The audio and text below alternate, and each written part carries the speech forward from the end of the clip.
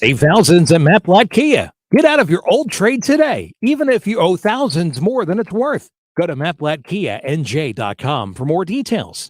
That's mattblattkianj.com. It's gotta be Matt Blatt Kia. South Jersey's home for the Sixers and Flyers. Yeah! He scores! A two-hand jam! 97.3 ESPN, WENJ, WENJ HD, Millville, Atlantic City, a Town Square media station.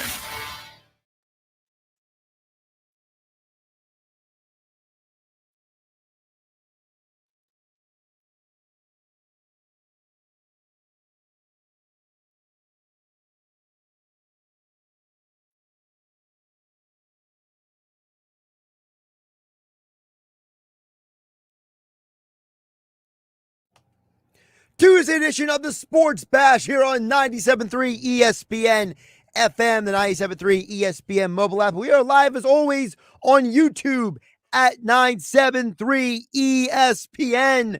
Josh Hennig filling in for Mike Gill one more day this week. Mike will be back on Thursday over at Chickies and Pete's in Egg Harbor Township. We'll tell you more about that exciting event coming up in just a bit. We got a busy show ahead of us. Eagles news. What does it mean for the team heading into Washington's game? Also, Flyers back on the ice tonight. Sixers back in action tonight. NFL Week 16 in the books. What does it mean for the playoff scenarios? All that and more coming up right here on the Bash on 97.3 ESPN. Josh Hennig live in the Matt Blatt Kia studios. Matt Blatt Kia, the one that gets you approved today. Matt Blatt Kia on the Black Horse Pike in Egg Harbor Township. Visit them online at mattblattkia.com. As always, you can get involved in the conversation. We are on YouTube at 973 ESPN. As we always do, if you're watching the show, you can join the conversation there. Listening on the radio, 609-403-0973 is the text board. If you have the 973 ESPN mobile app open and streaming with us, you can DM the show through the 973 ESPN mobile app. Thanks to First Bank of Seattle City. So all the pathways are open for you to get a hold of the show. As always, here's the lineup for today. Kevin Durso, our Flyers insider, at 2:40 p.m. The NHL is back tonight. The Flyers are back. What does it all mean? 3:25 today. Kevin McCormick will join us. Sixers beat writer for Clutch Points. Sixers situation after Christmas weekend. The Ben Simmons rumors, all that and more.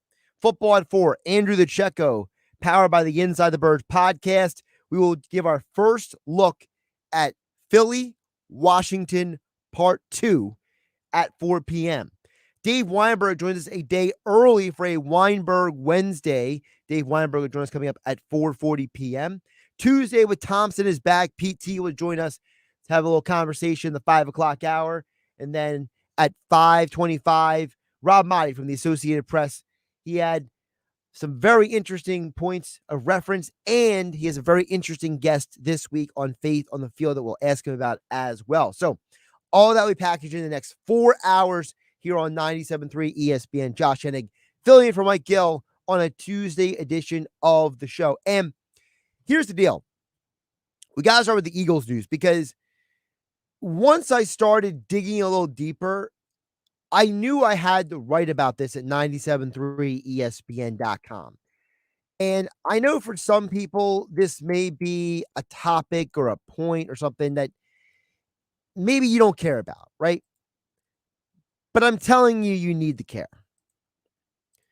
The Eagles could be shorthanded at not one, but 2 position groups this Sunday versus Washington. Now, the bigger topic is the running back situation. The lesser topic is defensive end, because of the new NFL rules, because of the COVID protocol changes, guys can come back from being placed on the COVID list much quicker. So Derek Barnett, Teron Jackson being placed on the COVID list. They join Ryan Kerrigan. That's 3 of your team's DNs all on the COVID list. Now, there's still a chance they can come back. So that's at least a possibility that I'm not too worried about, because, again, because of the COVID protocols, the way it works, if you're asymptomatic, you have 2 negative tests, you're right back on the field. Lickety split. No problem. So That's not as big an issue to me as the running back situation. Now, Nick Sirianni's press conference, which you heard yesterday on 97.3 ESPN, this is the exact verbiage he used about the Eagles running backs. Quote, Jordan Howard's MRI came back good and we're hopeful. I'm not going to put any timetables on anybody, but we're hopeful for Jordan. Miles Sanders did break his hand, and obviously he'll be out this week, and the Eagles will reevaluate after a week. And then Sirianni goes on and he says, we are hopeful we can get him back at some point this season. So he will not be going on the injury list. So there's a lot of hope going on there. And hope is great if it's a movie, if it's a children's story, okay? If it's a some sort of fan fiction, right? Hope is not so great in football. Hope doesn't mean a lot in the grand scheme of things with football. And here's why. The Eagles themselves described Jordan Howard's injury that took him out of the game on Sunday as a stinger. That's significant because the last time Jordan Howard suffered a stinger was 2019 with the Eagles, and he missed 6 games. If you go back in the memory bank, Jordan Howard said himself, I expected to be back in a week or two, and then he missed 6 games, and then he was inactive for the playoff game. So the Eagles can be hopeful, but anytime a guy has a repeat of a previous injury and it's this level of significance, I'm concerned. So there's a strong possibility the Eagles will be without 46.3% of their rushing yards this year. Yes, Miles Sanders and Jordan Howard have combined for 1,134 rushing yards. That is just over 46% of the Eagles' rushing yards this year. That is a concern. Does it mean the Eagles can't win the game? No, I'm not crazy, okay? I'm not going to sit here and act like they can't win the game because of that. But I'm a realist. This game becomes very, very more difficult. This game goes from a level of, hey, you beat them once, you can beat them again, to, well, you've been winning with your running game, so can you really depend on Boston Scott and Kenneth Gainwell to get the job done? Because even if Howard does come back for this week, is he 100%? Is the stinger still a problem? What if he gets the stinger again? Then what happens? Because they've already confirmed Miles Sanders is out. He's done for this game. They hope he can come back for the Dallas game or a playoff run. But a broken bone in your hand, that stuff is dicey. You know, anytime you're dealing with small bones in the body, they don't always heal at the same rate as other parts of the body. So it's every doctor I've ever heard talk about this, you know, everyone who knows way more medical science than I do has said, anytime you're dealing with small bones, whether it's in the hand or in the foot or anything, this stuff it's not an exact science when it comes to healing. So I don't know when we're going to see Miles Sanders again. And if Jordan Howard can't play either this week, you're asking Boston Scott and Kenneth Gainwell to pick up the pace. And then you have to ask the question, do the Eagles stick with the winning formula that has gotten to this point? The Philadelphia Eagles are in the shot of the playoffs. They have the shot. They have the chance. The ball has been put in their hand. The clock is counting down. They have a chance to score here and get to the postseason. But a big reason why they've done it is because of their running game.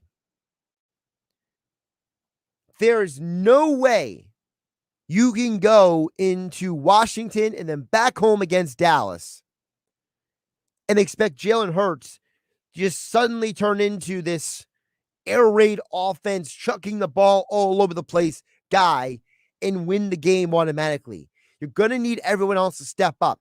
You need the running game to still be there because that's what levels out the playing field. The defense has to step up.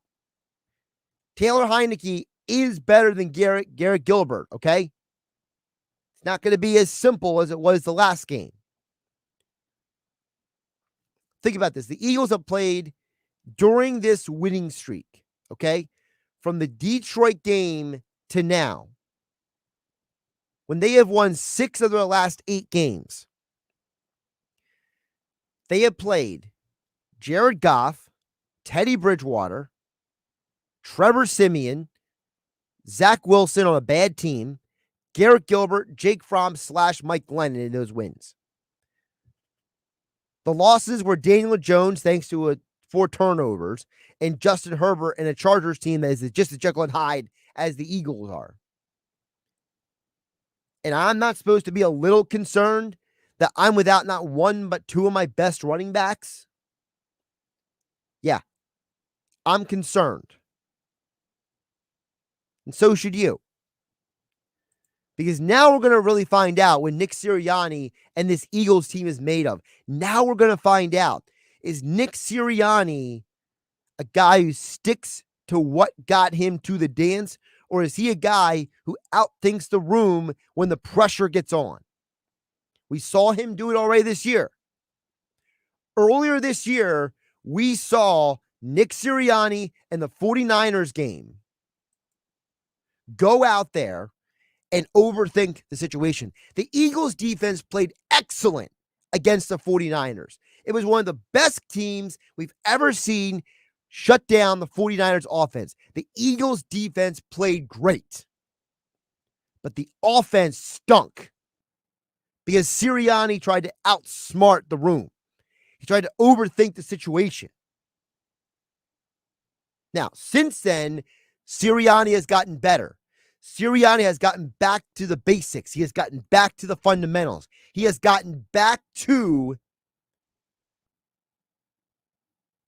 what makes sense. You have a great offensive line. You have a quarterback who is very mobile, as long as he's healthy. And you have tons of skill position players like Devonta Smith, like Dallas Goedert, who can make an impact.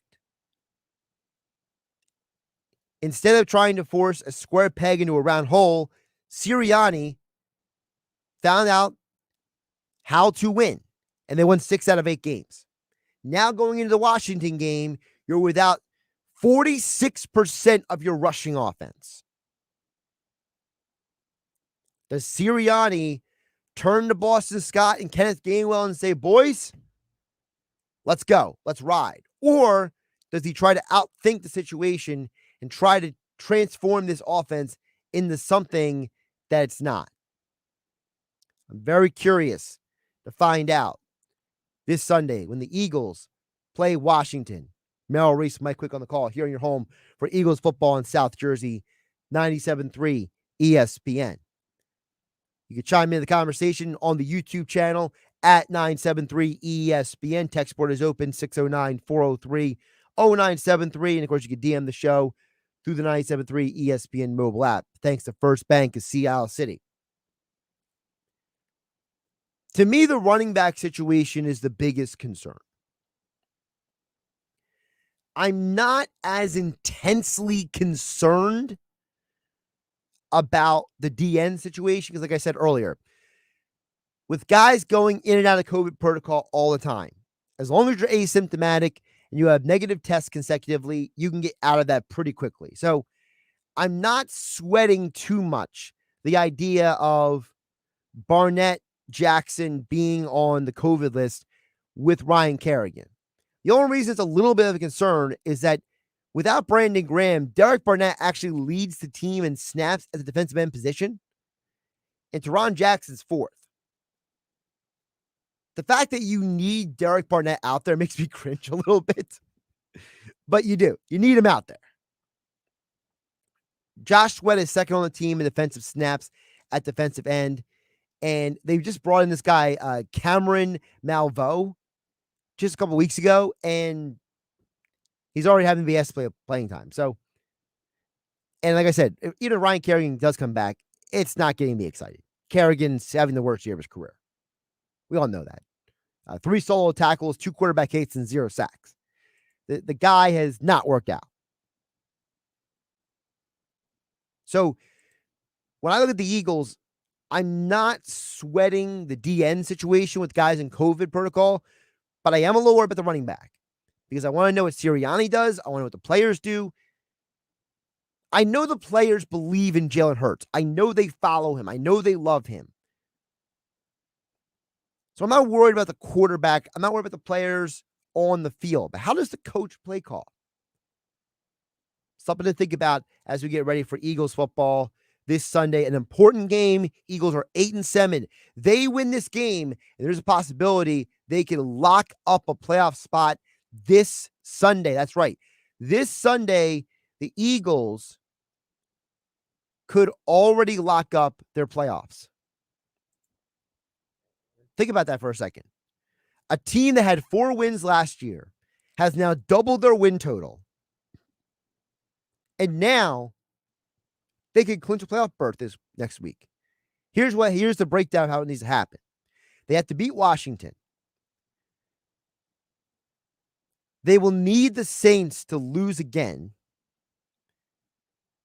They will need the 49ers to win because the 49ers have had strength of victory tiebreakers over a couple teams. And then Green Bay needs to beat down the Vikings. Now, I think 3 of those 4 scenarios can happen. I think the Eagles can and probably will beat Washington this week, barring anything crazy happening. I think it's safe to assume the 49ers beat Houston because Kyle Shanahan has a been there, done that head coach. And I think the Green Bay Packers are looking for revenge against the Vikings. I think they're going to destroy them, honestly. I think Green Bay looked at their loss to the Vikings earlier this year, and I think they're going to say vengeance, and just it's going to be nuts. The Saints situation is a little bit more complicated because they already lost to the Dolphins, so that gives the Eagles an edge there. But I can't guarantee they're going to lose again to Carolina because they get their quarterbacks back. Carolina's been on a tailspin. Carolina's a mess right now. I got to wonder how much longer is Matt Rule going to be head coach because that owner, Dave Tepper, came in there, said he wanted to change the culture of the organization. He wanted to have a winning environment. And right now, they're not winning. And they don't have a quarterback. They even brought back Cam Newton, for goodness sake, hoping he would pick up the pace. I mean, good grief. You're depending on Cam Newton. I mean, he's got a rushing touchdown every game, but I mean, they're not winning them. Carolina's a mess. So there is a chance the Eagles can clinch their playoff spot this Sunday. A lot of moving parts. We'll keep you posted all of them right here on 97.3 ESPN. Let's hear from you guys right now over on the text board at 609-403-0973. Tim from Millville says, I wonder if the Elijah Holyfield is on the team right now. I'd be good. To be honest with you, I don't even know where Holyfield. I know he's not on the practice squad. That is a good question. Where is Elijah Holyfield right now? I'm looking it up right now. I'm not seeing anything that tells me exactly where he is right now. He might just be a free agent running back, honestly. Let's see here. I don't see any. It looks like he's on the Bengals. He's in the Bengals roster or practice squad. I gotta double check that. But it looks like he's in the Bengals organization right now. So he's not even available for the Eagles at the moment. So take that for whatever it's worth. So Holyfield is not readily available for you. A little problematic. Over on the YouTube channel at 973 ESPN, Derek says, I believe in Boston Scott. The kid has stepped up every time asked. I know Boston Scott can do it. The question is, will the coaching staff let him do it? Because Scott is a compact guy, but he's not the power runner that Jordan Howard is. And I think Boston Scott is a better receiver in the backfield right now than Miles Sanders is, but I think Sanders has more big play explosion. But I think Scott can definitely get the job done. You're right, Derek. The question is, will they let him? Now, we have a comment that Boston Scott isn't 100%. His knee is still acting up. The knee is a bit of a concern, but at this point in the season, everyone is beat up. Everyone is injured. So I'm not going to sit here and say that anyone's 100%. So I would just say Boston Scott's like the rest of the team. I mean, I feel like every week the Sirianni is resting Fletcher Cox. Fletcher Cox has had rest designation and next to him almost every week this year. They've been resting guys left and right due to bang up and nicks and beat up. So as long as Boston Scott is not missing practice this week, I'm good. And according to Sirianni, there was no indication that he was going to miss any time at all. It seems like Sirianni is pretty confident that he'll be back out there for the team. So I feel like Boston Scott has a chance to step up. He has a chance to do something important. But I want to see how Sirianni uses him. Josh Hennig filling for Mike Gill here on the Sports Bash on 97.3 ESPN. Speaking of Mike Gill and the Sports Bash, you can catch Mike Gill this Thursday at Chickies and Pete's in Egg Harbor Township. We'll be broadcasting Sports Bash live, and starting at 5 p.m., you can go hang out with Brian Baldinger. That's right, former NFL offensive lineman. Baldy's breakdowns on Twitter. NFL Network analyst will be joining Mike Gill at Chickies and Pete's this Thursday on behalf of our friends at EMT Solar Roofing and Solar Guardians for a fan meet and greet and to talk some football. Come watch the bowl games and enjoy Chickies and Pete's beer and food specials and meet Baldy and talk some football at Chickies and Pete's in EHT. Baldy will be there from 5 to 7 p.m. Mike Gill will be broadcasting the full Sports Bash starting at 2 p.m. this Thursday at Chickies and Pete's in EHT, and hear it all right here on 97.3 ESPN. By the way, I'm just seeing this now because I'm trying to catch up on the latest news of the day. So remember how we were all on Wentz watch? And we were hoping he would get to that 75% of snaps played? Well, it's a good thing he already hit that number because some news just broke. I'll tell you about it on the other side.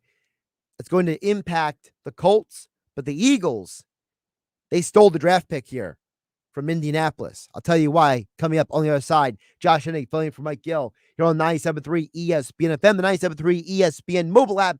It's free thanks to First Bank of Seattle City, and we are live on YouTube at 973 ESPN.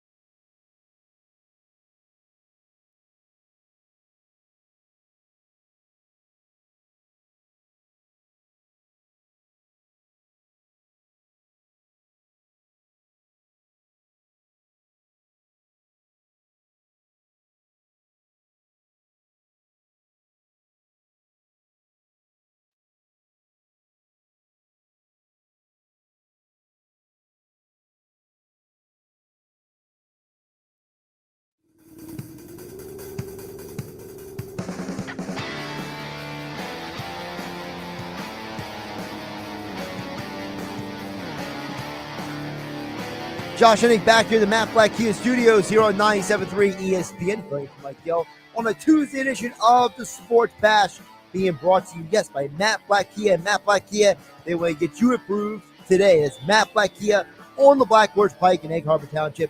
Visit them online at mattblackkia.com. Still to come, Kevin Durso, our Flyers insider, at 2:40 p.m. Sixers beat writer Kevin McCormick at 3:25. More football talk. Andrew Checo Football at 4, powered by the Inside the Birds podcast at 4 p.m. Dave Weinberg, day early. Usually do a Weinberg Wednesday on game night with Josh Hennig, 6 p.m. on 97.3 ESPN. No game night tonight, just me from 2 to 6, coming from Mike Gill. So Dave will join us a day early this week. Pete Thompson at 5, Associated Press NFL writer and reporter Rob Maaddi coming up at 5:25 tonight on 97.3 ESPN. Before we hit the break, I told you guys when I hit on a little news. So it's a good thing that the Eagles got their first round pick, because the Colts have a problem now. And his name is Carson Wentz. Carson Wentz just entered the NFL's COVID-19 protocols. Now, this is significant because Carson Wentz is unvaccinated. And under the NFL's protocols, unvaccinated players, if they enter COVID protocols, they are going to miss what is expected to be 10 days. So Wentz will miss at least one game. Now, the Eagles already got their draft pick. They have already locked in that first round pick because Wentz has already surpassed the minimum 75% threshold. And looks like the Colts are going to the postseason either way, basically. But now without Wentz, the Colts have a predicament. The Colts are a game behind the Tennessee Titans in the division. And now they have to finish their season with 2 winnable games. Winnable being the key word. The Raiders are playing like a pretty good team right now. And if I'm the Colts, I don't know if I like the idea of going into that game without my starting quarterback against a Raiders team that has basically found a way to win 2 games in the most ugly manner possible. This Raiders team has won a combined, 6 points the last 2 games? I mean, after they beat the Cowboys in overtime on Thanksgiving, they had a weird loss to the Washington football team. And then they got destroyed by Kansas City after they stepped all over the logo. And then they win 2 straight games to put themselves in a playoff angle. Yes. Right now, the Indianapolis Colts in the AFC are the 5th seed, and the Raiders at 8-7 are currently tied with the Chargers, the Ravens, and the Dolphins at 8-7. Now, the Dolphins have tiebreakers over everyone below them. They have the tiebreakers over the Chargers, the Ravens, and the Raiders.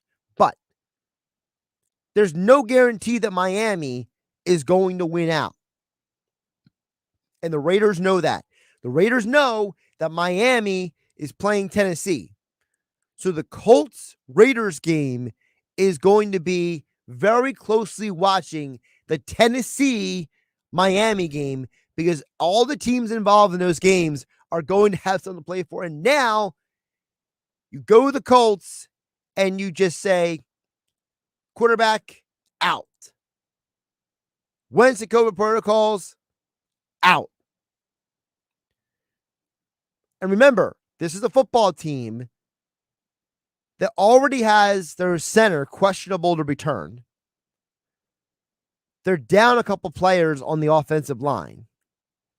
So they're struggling there. The Raiders are expected to get Darren Waller back this week. Huge guy to get back.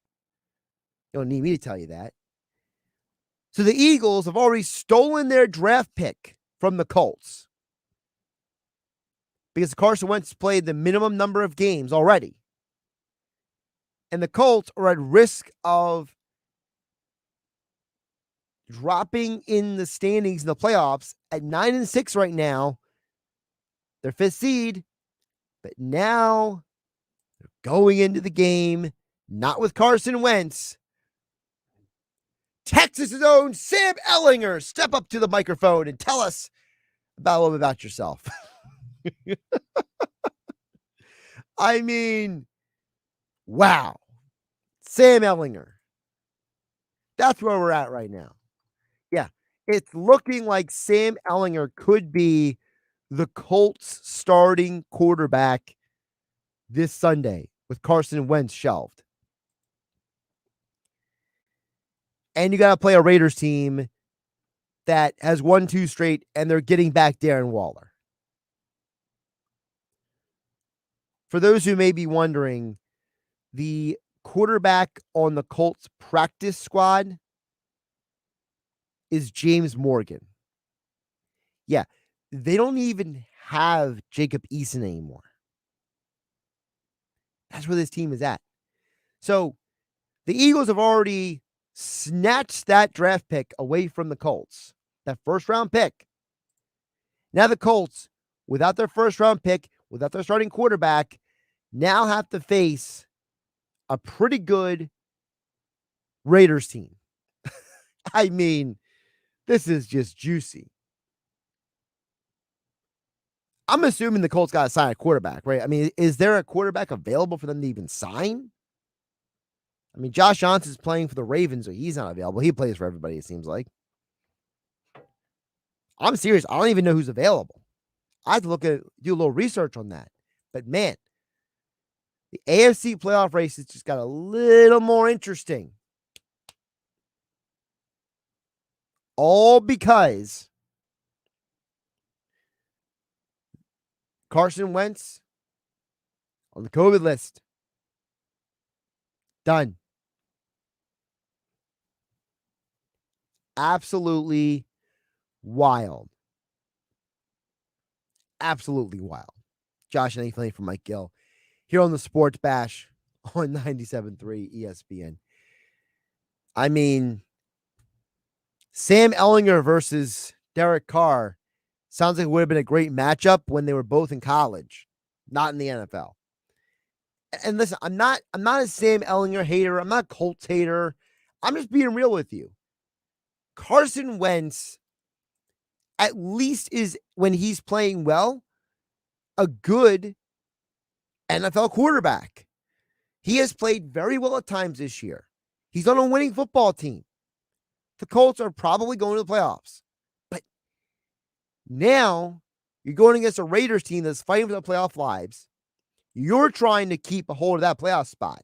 If you lose and Tennessee wins this week, Tennessee pretty much locks up the division. You're trying to keep pace with them right now. Maybe move up in those playoff standings. Right now, you're the 5 seed.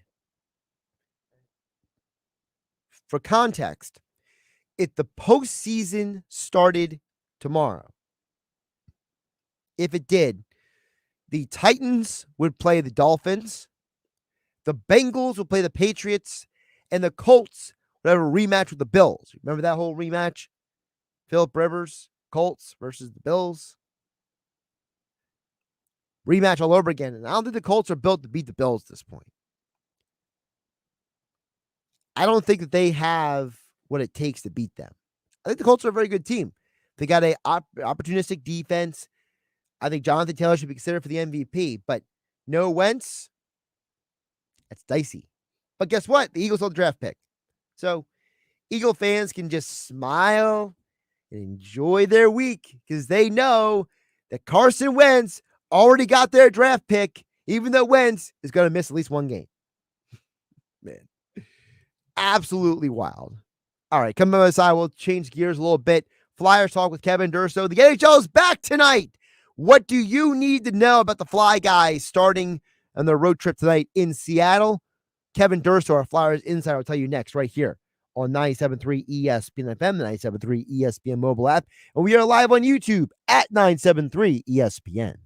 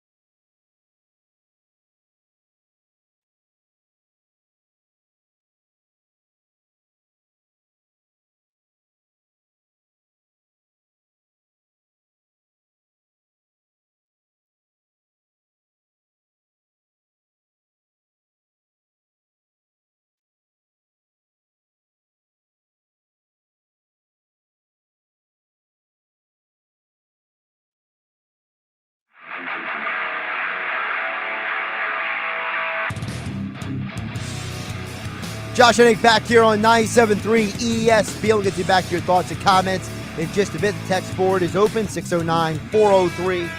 I see messages on the 97.3 ESPN mobile app. You can DM free thanks to First Bank in Seattle City. So Cole in Atlantic City, Mike in Hamilton.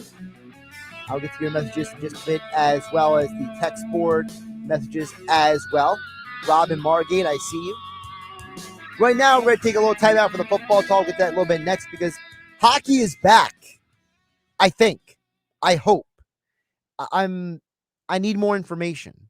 So the man I go to when I need information, as the Flyers are supposed to be back in action tonight, it is Flyers insider Kevin Durso here on 97.3 ESPN at Kevin_Durso on Twitter. Kevin, hockey is back, right?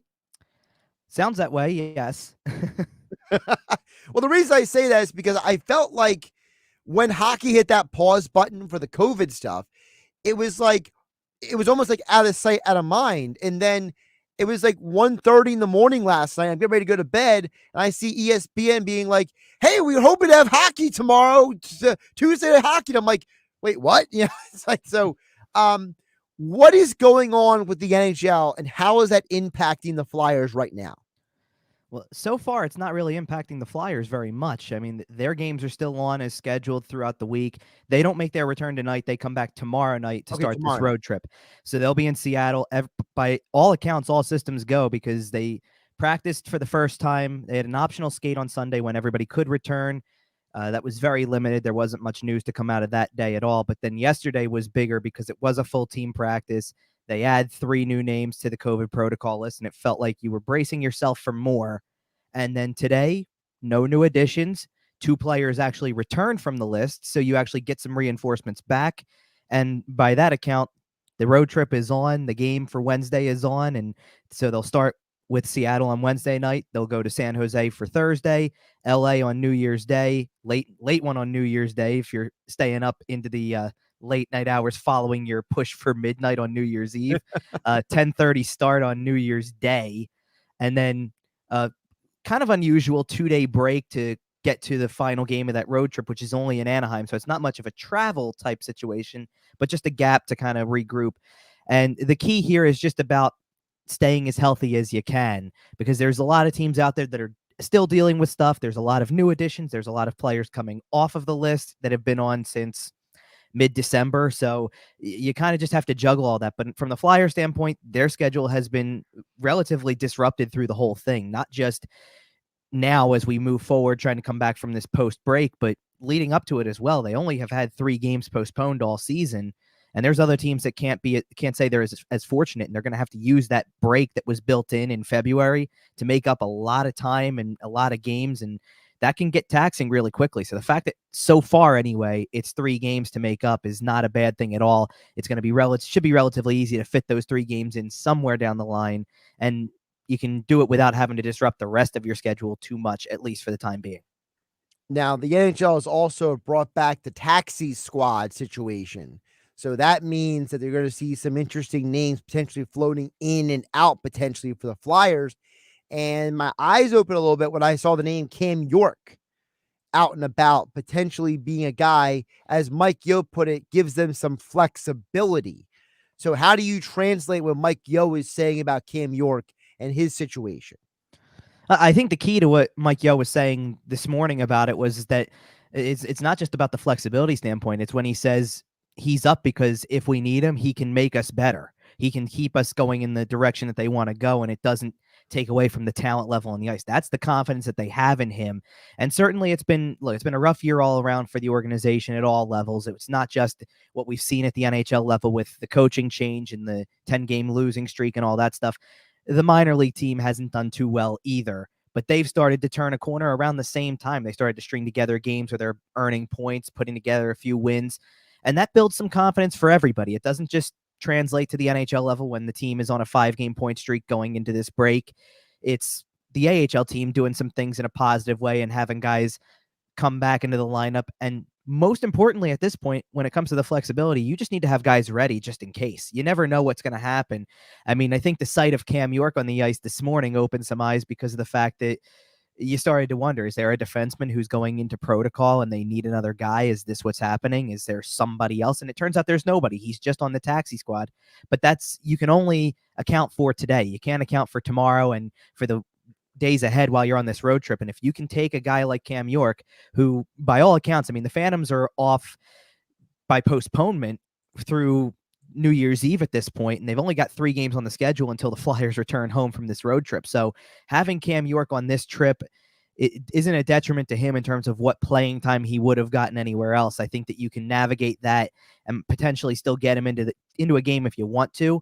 I think your ideal would be not to, just because it would mean you're staying healthy. But if you need to have a guy who's capable of playing in whatever role necessary. And certainly you've got guys who fit that description, that hybrid defenseman style, mobile, can jump in offensively, have worked on their defensive game, that kind of thing. So I think that he's a good guy to have on the trip just in case you need something, because it's certainly, I'm sure it's, for a lot of people who have watched the team all year, it's certainly a better alternative to having another stretch of games where Nick Sealer's in the lineup and guys like that. So you can certainly benefit from a player like that who's young and eager to get an opportunity.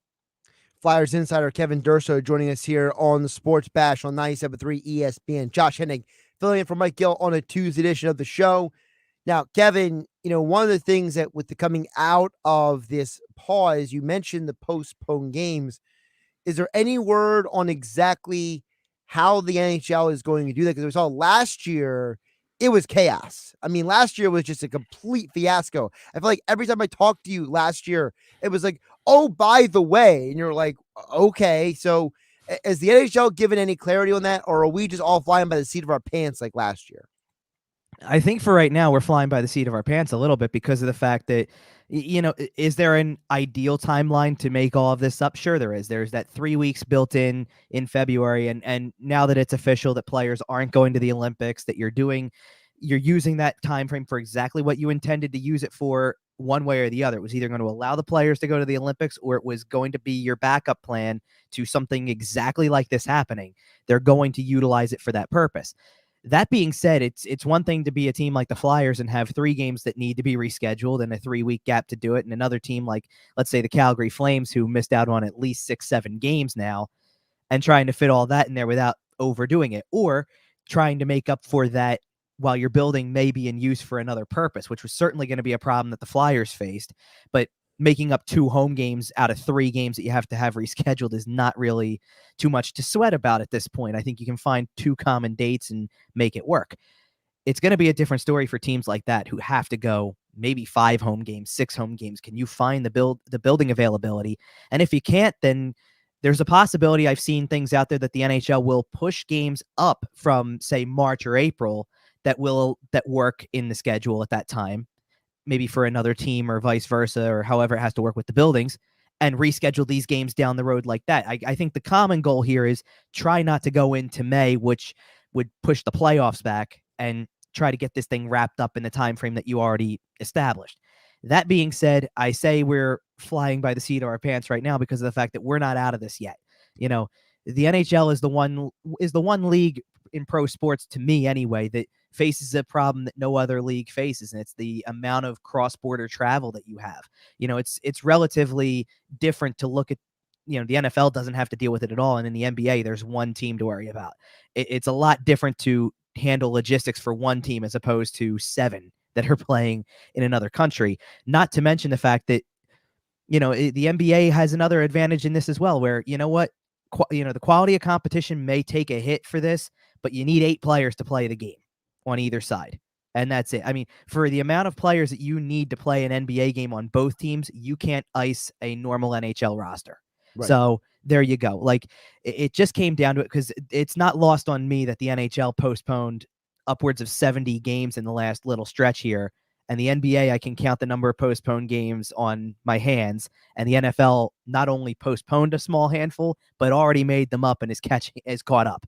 So it's not lost on me that that's the case. And that means that there's going to be a lot of work to do. And I think right now, maybe the NHL is just looking for a stopping point where they can start to proceed with the schedule as it is, and now fill in the gaps to move forward, because it's a challenge to try to make it all up and to do it in a time when you're not sure when this is over in the first place.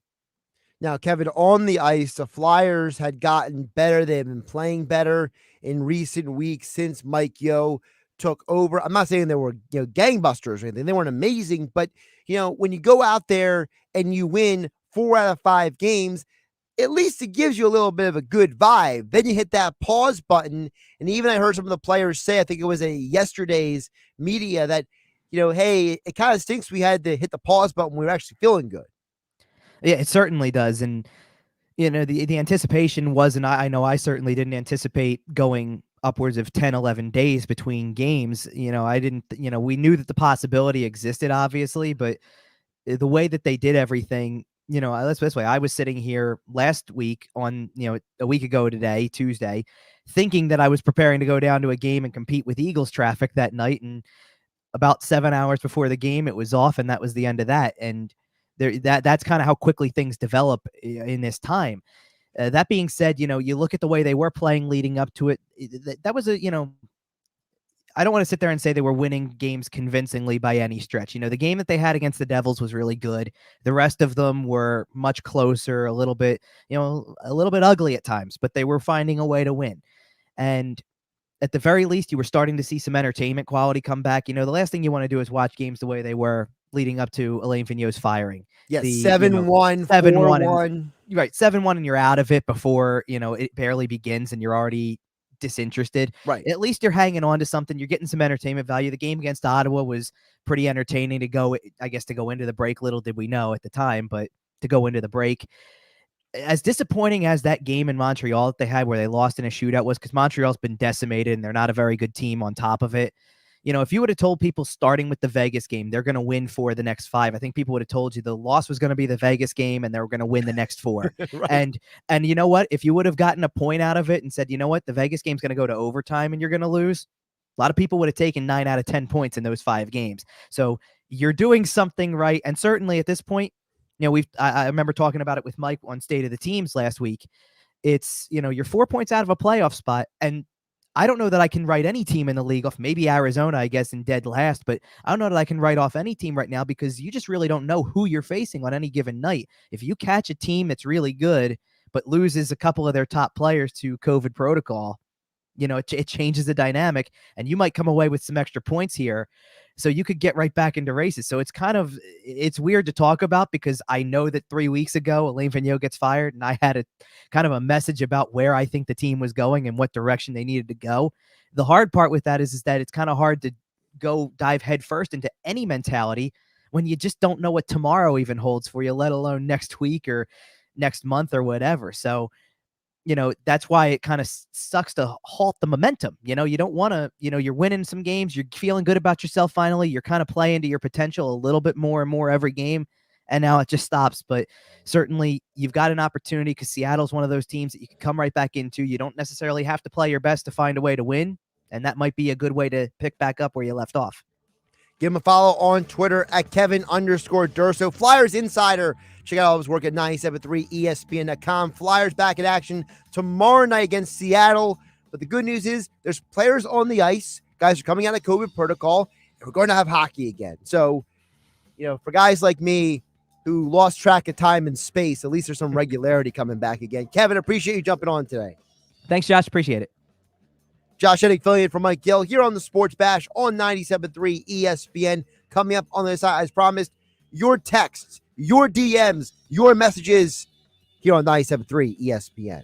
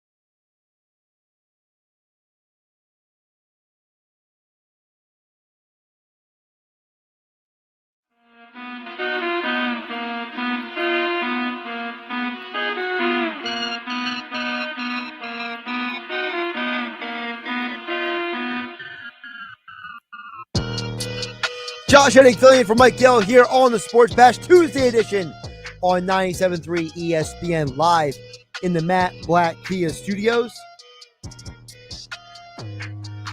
Don't worry, I'll get you guys some bets and picks and ideas a little bit later in the show.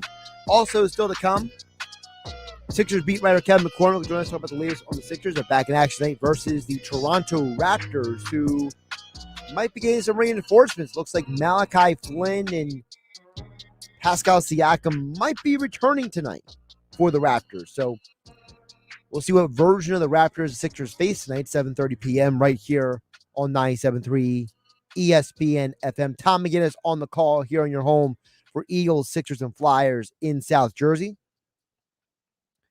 By the way, no Sports Bash tomorrow. We have bowl action all day long on 97.3 ESPN. Some great bowl action to bring you guys tomorrow as I'm sitting in studio and I'm keeping track of Houston versus Auburn. I don't know how Auburn is winning this game right now because I feel like every time I turned around, Houston was outplaying them. And Auburn's got a very favorable call in their favor they should have gotten. They're going to go for a deep ball and they're going to miss it because TJ Finley is basically a bad quarterback. All right, back to what you guys had to say. I promise I'll get to what you guys had to say on the text board, on the DMs, on the YouTube channel here in this segment here on 97.3 ESPN. But don't forget, like I said, no Sports Bash tomorrow. The Mike Gill will be back on Thursday over at Chickies and Pete's in Egg Harbor Township. Hang out with the Sports Bash live at Chickies and EHT. And then from 5 to 7 p.m., former NFL offensive lineman and current NFL analyst Brian Baldinger will join Mike Gill on behalf of our friends over at EMT Solar and Roofing and Solar Guardians for a fan meet and greet to talk some football. Come watch the bowl games, enjoy great Chickies and Pete's beer and food specials, and meet Baldy and talk some football. Only at Chickies and Pete's this Thursday, starting at 5 p.m. The Sports Bash will be broadcasting all afternoon long. Mike Gill back in the saddle right here on 97.3. And then Baldy will join Mike Gill starting at 5 p.m. And you can meet Baldy between 5 and 7 p.m. at Chickies and Pete's in Egg Harbor Township, thanks to EMT Solar Roofing and Solar Guardians. We had a lot of things in the first hour. Again, Miles Sanders out this Sunday for the Eagles. Jordan Howard, possibility he misses time as well. So get to your guys' thoughts and comments right here on 97.3 ESPN. Over on the DMs on the 97.3 ESPN mobile app, which is free thanks to First Bank of Seattle City. Cole in Atlantic City chimes in and says, Josh, most likely we're looking at 18 and 22 touches for Boston Scott with a heavy on third down packages for Gainwell. And I hate when this thing refreshes when I'm trying to read something. If Howard can't go or is limited, you're looking at probably around 8 carries he'll need to make up by Gainwell. Stay the course and let the kid run. 8 carries out of necessity. And if he's rolling, they can increase. But honestly, Scott will always answers the bell. Yeah, my thing is, I don't doubt that Scott can answer the bell, right? My issue is, I'm worried if Sirianni sticks to the fundamentals. Does he stay with what he does, Cole in Atlantic City? My concern is I've seen Sirianni try to outthink the room before. I saw it in the 49ers loss. I saw it in the Tampa loss. I've seen it in multiple games this year. I even saw in the Raiders game to an extent when they lost. Sirianni gets in this mode where he's just like, you know, he gets away from what made the team what they are now. Now, I'm hoping he learned his lesson and he doesn't let a situation like this hold him back. But Cole, I'm just concerned. All right. I believe in Boston Scott. I know he can do it. I know he can tote the ball 18, 22 times. I don't think it'll be 22 times, though. I think it'll be more like 18. I think 18 makes sense. I could totally see a scenario where you have and maybe 20 touches overall for Boston Scott, and then maybe 10 to 15 for Gainwell if Howard can't go. And then you're asking Jalen Hurts to make up the difference, which is definitely doable at this point. At this point in the year, everyone is injured, everyone is banged up, And it's not an excuse at this point for Hurts or anybody. If you're on the field, you're out there, you got to play. And I don't think that the Eagles want excuses. I think the Eagles see that they have a chance to make the postseason, and they want to get it done. They want to get it done. I think that, for this Eagles team to get to the postseason this year is validation for the players. It's validation for the organization, because last year was embarrassing. Let's be realistic. What we saw happen last year was an embarrassment for this organization.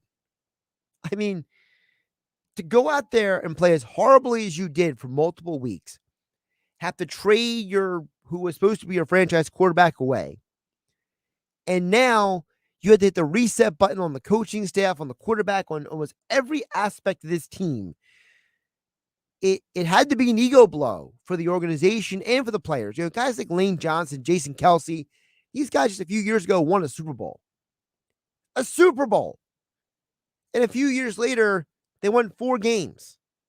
And 3 of the losses they had was solely because the quarterback didn't do his job.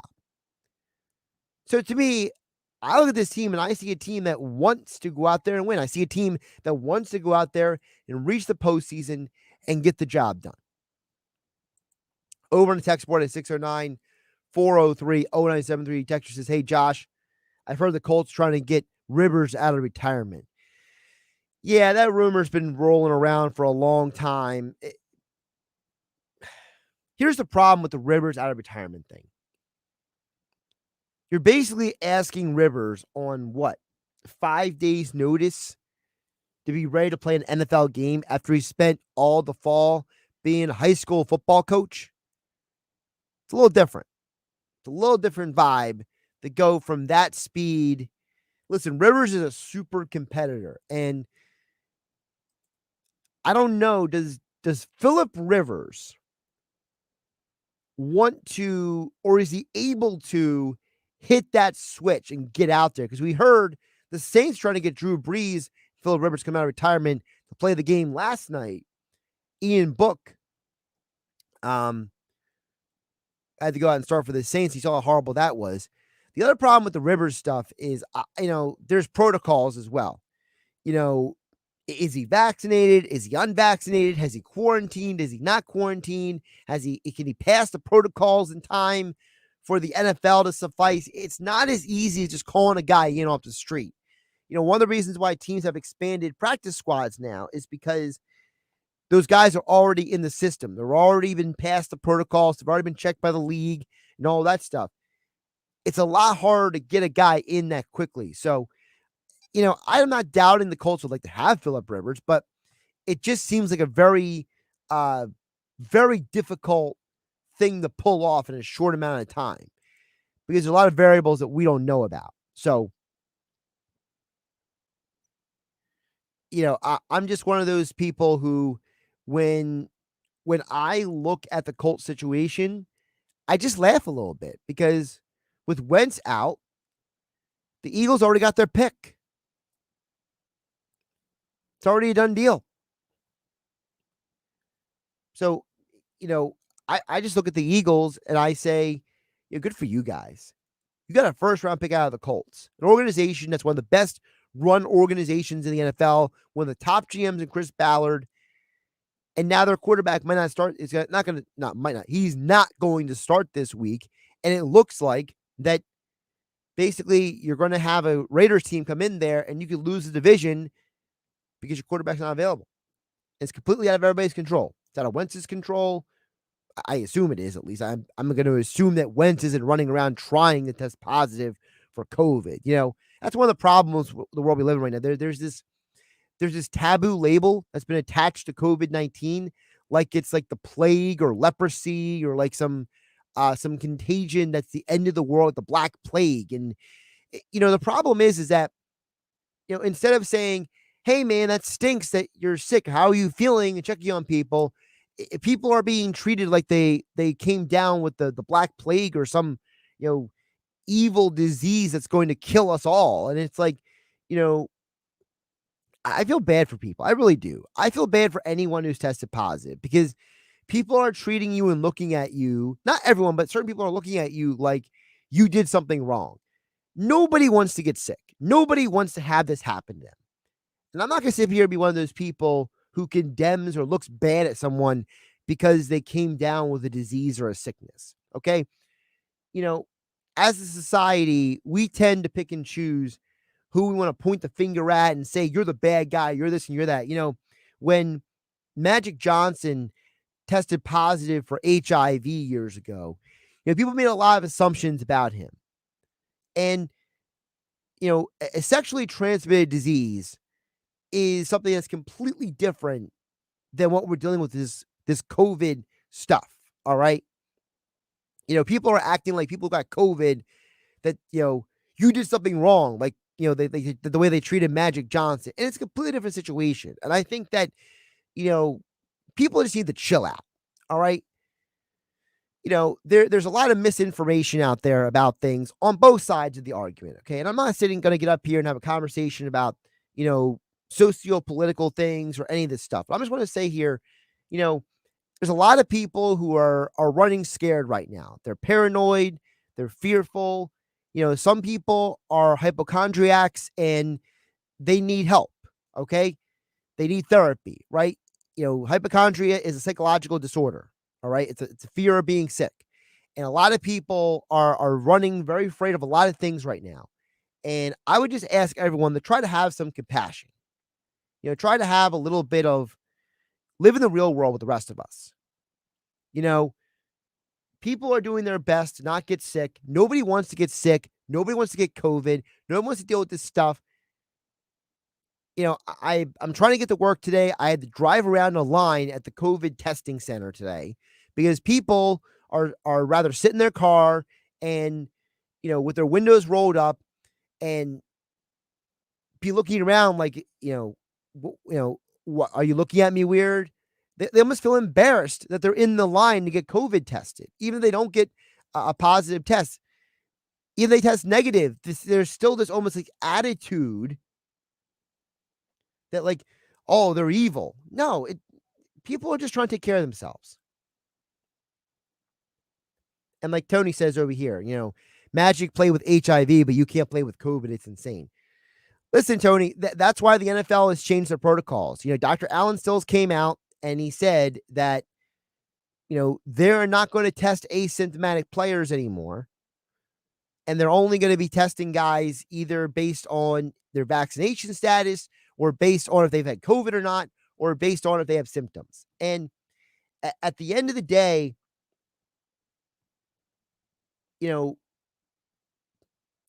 have a situation where we live in a world where there are protocols in place that are set in place by the government. And these players, they're stuck living in the world with the rest of us. And unless someone's going to go out there and change the protocols in the world we live in, we're stuck with them until further notice. And listen, people still treat Magic Johnson with this stigma, all right? And I'm just saying it'd be nice if people stop looking at other people with the same stigma. I'm just saying at the end of the day, the Eagles got their first round pick. And what happens, Carson Wentz moving forward is not their problem anymore. Josh Hennig filling for Mike Gill here on the Sports Bash on 97.3 ESPN. Before we get back to the text board, I did say I wanted to touch on Mike and Hamilton's message. And I'm not going to read the whole thing because obviously Mike is an individual who feels very passionate about this. But, Mike's general point on the DMs on the 97.3 ESPN mobile app about this topic is he says, none of these NFL players are dying or have ended up in the hospital, vaccinated or not. The reality, Mike, is it doesn't matter.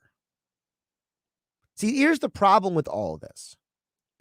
It doesn't matter if all of them are the healthiest people in the world. It doesn't matter if these athletes, vaccinated or not, are doing fine. The problem is that we are stuck in a world where people who have more power than you and me have made rules. and we're stuck with those rules. So unless everyone and their cousin is going to rebel against those rules universally, we have to be stuck with them. So it doesn't matter if the players are fine. It doesn't matter that we know the players are going to be fine. It doesn't matter that these are some of the healthiest people in the world and that COVID is not ruining their lives. The reality is we live in a world where those players have to play in a country, the United States, that has rules in place that we all are stuck with. Rules that have to do with from wearing a mask when you travel on an airplane to you have different protocols in place for vaccinated versus unvaccinated versus booster versus non-booster. It doesn't matter, Mike and Hamilton. I understand you're frustrated. We're all frustrated. But at the end of the day, we're stuck. This is the world we live in. And until the people who have the power to make things different in our world make things different, we're stuck with this. And the reality is there's a lot of people out there who are afraid, they're running scared, and it's not my job or your job to condemn them or say anything about it. I'm here to give you the facts. I'm here to give you guys the information as is. Because the reality is that, guess what? We're stuck. Unless you want to be like Australia and basically have a civil war almost going on right now over this stuff, then we just got to, try to survive and push forward like everyone else is. And I think the NFL is trying to do their best. I think the NFL had a groundbreaking moment last week when their lead medical doctor, Dr. Alan Sills, came out and says, we have evidence that asymptomatic people are not spreading COVID. He says, we have 2 years of evidence that shows that the people who have gotten COVID, who have tested positive, are people, they're getting it outside the building almost every time. And the asymptomatic people, according to Dr. Alan Sills of the NFL, is not spreading it. Now, whether you want to believe him or not, that's on you. But that's the information, and that's what the NFL is going off of. The NBA's change of their protocols is based on information that they say that is in compliance with what the United States and the Canadian government have in place, them shortening the time that players had to be out. The NHL has already come out and said that, look, our hands are tied because we have all these teams in Canada, and Canada's rules are different than the U.S. So we have to try to have this balance between both countries in order to make our sport work. So at the end of the day, we may like or not like any of these things that are going on. And I understand Mike and Hamilton represents a large portion of the population. Tony over on YouTube, you represent a large portion of the population who's very frustrated. Okay. But the reality is that we're stuck with this. And unless someone's going to change it, we just got to keep marching forward. And I think that most of us are adults and we can figure out how to persevere and push forward no matter what. Man, that conversation got way too heavy for about 10 minutes. I did not expect to go down that road. But you know what? You guys text in. You join the conversation. I like to check in with you guys. Robin Margate, I still have to get to your text, a couple others over at 609-403-0973. Dan EHT as well. But coming up on the other side, we're diving into the Sixers. Sixers back in action tonight versus the Toronto Raptors, speaking of Canada. Kevin McCormick, Sixers beat writer for Clutch Points, joins us next here on 97.3 ESPN FM, the 97.3 ESPN mobile app, and we are live on YouTube at 97.3 ESPN. We have the same New Year's resolution as last year to bring you the best sports talk in South Jersey. Happy New Year. We are 97.3 ESPN.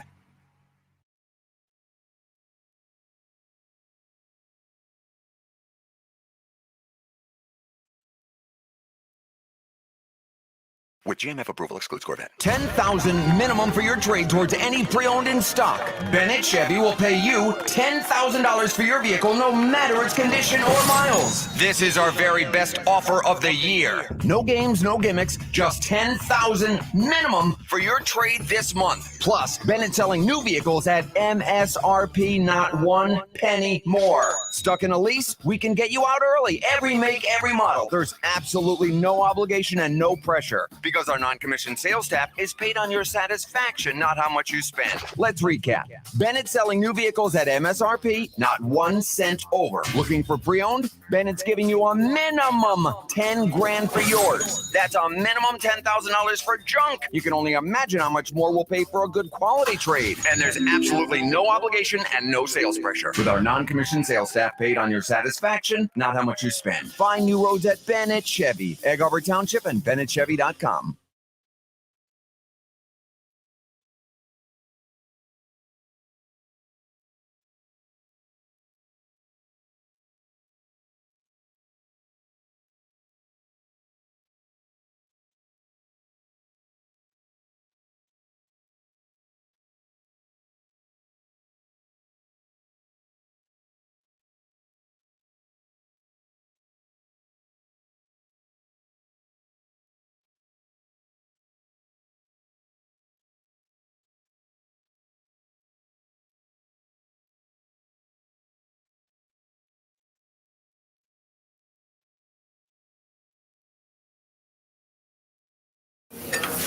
Well, I started my own restaurant because I love to cook.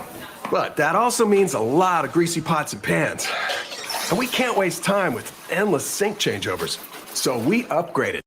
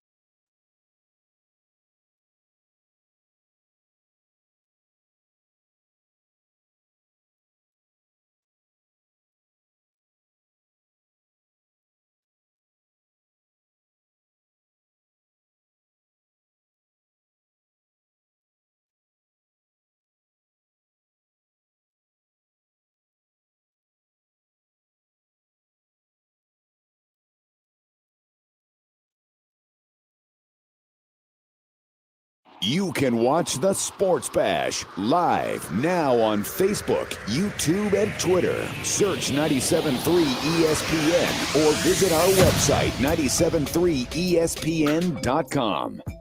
Josh Hennig here on 97.3 ESPN. Our Sixers conversation right now is being brought to you by your Delaware Valley Acura dealers with new, fresh inventory arriving daily. Find your Acura today. Check out Acura's award-winning lineup at DelValleAcuraDealers.com. Sixers back in action tonight versus the Toronto Raptors. Toronto might be getting some reinforcements tonight, so we'll get into that and more right now. Kevin McCormick, beat writer for Clutch Points joins us right now here on 97.3 ESPN. And Kevin, before we get to the Sixers conversation, how are you? How was your Christmas?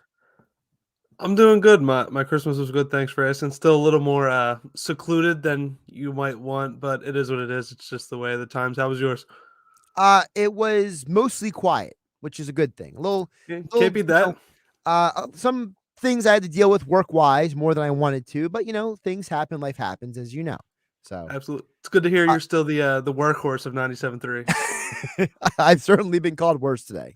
So, by the way, before we get to anything, we should note that Kevin McCormick is in the 97.3 ESPN finals in the Fantasy Football League against Pete Thompson. So, Kevin, do you have any words for Pete? Because he will be on the show later today. No, I'm just going to be a gentleman. Just best of luck to Pete, and may the better man win. That's all. All right. I gave you a platform, and that's what you did with this. So there you go. All right. Let's get to the Sixers stuff. By the way, for those out there who may be wondering, I'm playing for third place because Pete Thompson had the largest fantasy football weekend of the season this past weekend, and just no matter what I would have done, completely annihilated me. So it didn't matter. So it's Pete versus Kevin for the title, and I'm playing for third place and to keep my league buy-in money. So that's how it works for us, the 97.3 ESPN Fantasy Football League. All right, now the Sixers. Kevin, the Sixers back in action tonight. Toronto is shorthanded. They are hoping, I guess, to get guys back. It looks like Malachi Flynn and Pascal Siakam could maybe play tonight. I feel like this is like a case-by-case basis. Some guys are able to come back faster from the COVID list than others. So what's the latest on the Sixers and Raptors tonight? I haven't seen too much. I did see that report about Malachi Flynn joining Pascal Siakam, and I believe Kem Birch as well. Okay. Clearing protocol, so that I believe they're currently listed as questionable per the latest injury report. Nothing too new on the Sixers front. Still no Shake Milton, still no Andre Drummond, still no Danny Green due to protocol. And then obviously still have George Niang, Furkan Korkmaz back as well. So Sixers slowly working their way back to full health yet again after another scary stint with the COVID run. Now, the NBA just changed their protocols over the weekend that guys can basically come back quicker now. So, I'm going to assume that this is probably going to benefit a lot of people. We already saw the Nets are getting a bunch of guys off of their list. So it seems like we're going to have less guys missing as much time. So there won't be as much need of these guys being signed that I don't even know who they are. I got to look them up. Yeah, it's safe to say that the league has weathered the storm. And I mean, credit to them.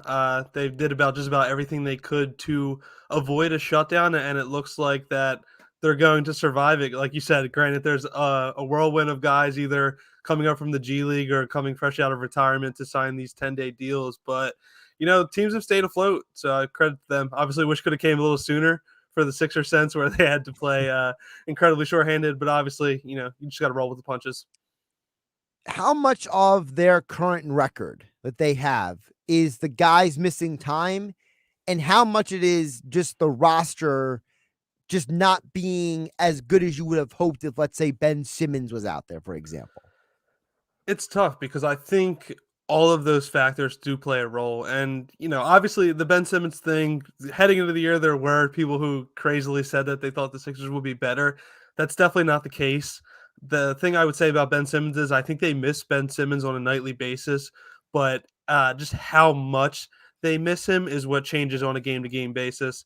I think if you look at the transition defense is, something that hurt them in the past, and it's an even weaker area, losing a guy like Simmons. And the Sixers are a team who turn their defense into their offense, and I think that's where they miss Simmons even more. And, just his ability to get stops, to get steals and deflections that can create open looks in transition where the Sixers are a much better team. And then, you can look at the depletedness and, while they were able to remain competitive during that run, a lot of losses can be chalked to just being the more shorthanded team, but they also have losses in this recent stretch where they should have won and they kind of sleptwalked through some matchups. You're looking at the game against Miami and the game against Atlanta. Both teams were depleted without a lot of their star players, and the Sixers dropped two very easily winnable games at home. Yeah, something that Paul Hudrick brought up yesterday when I talked to him, Kevin, and that was like the Sixers had games they could have won, they should have won, they didn't win them.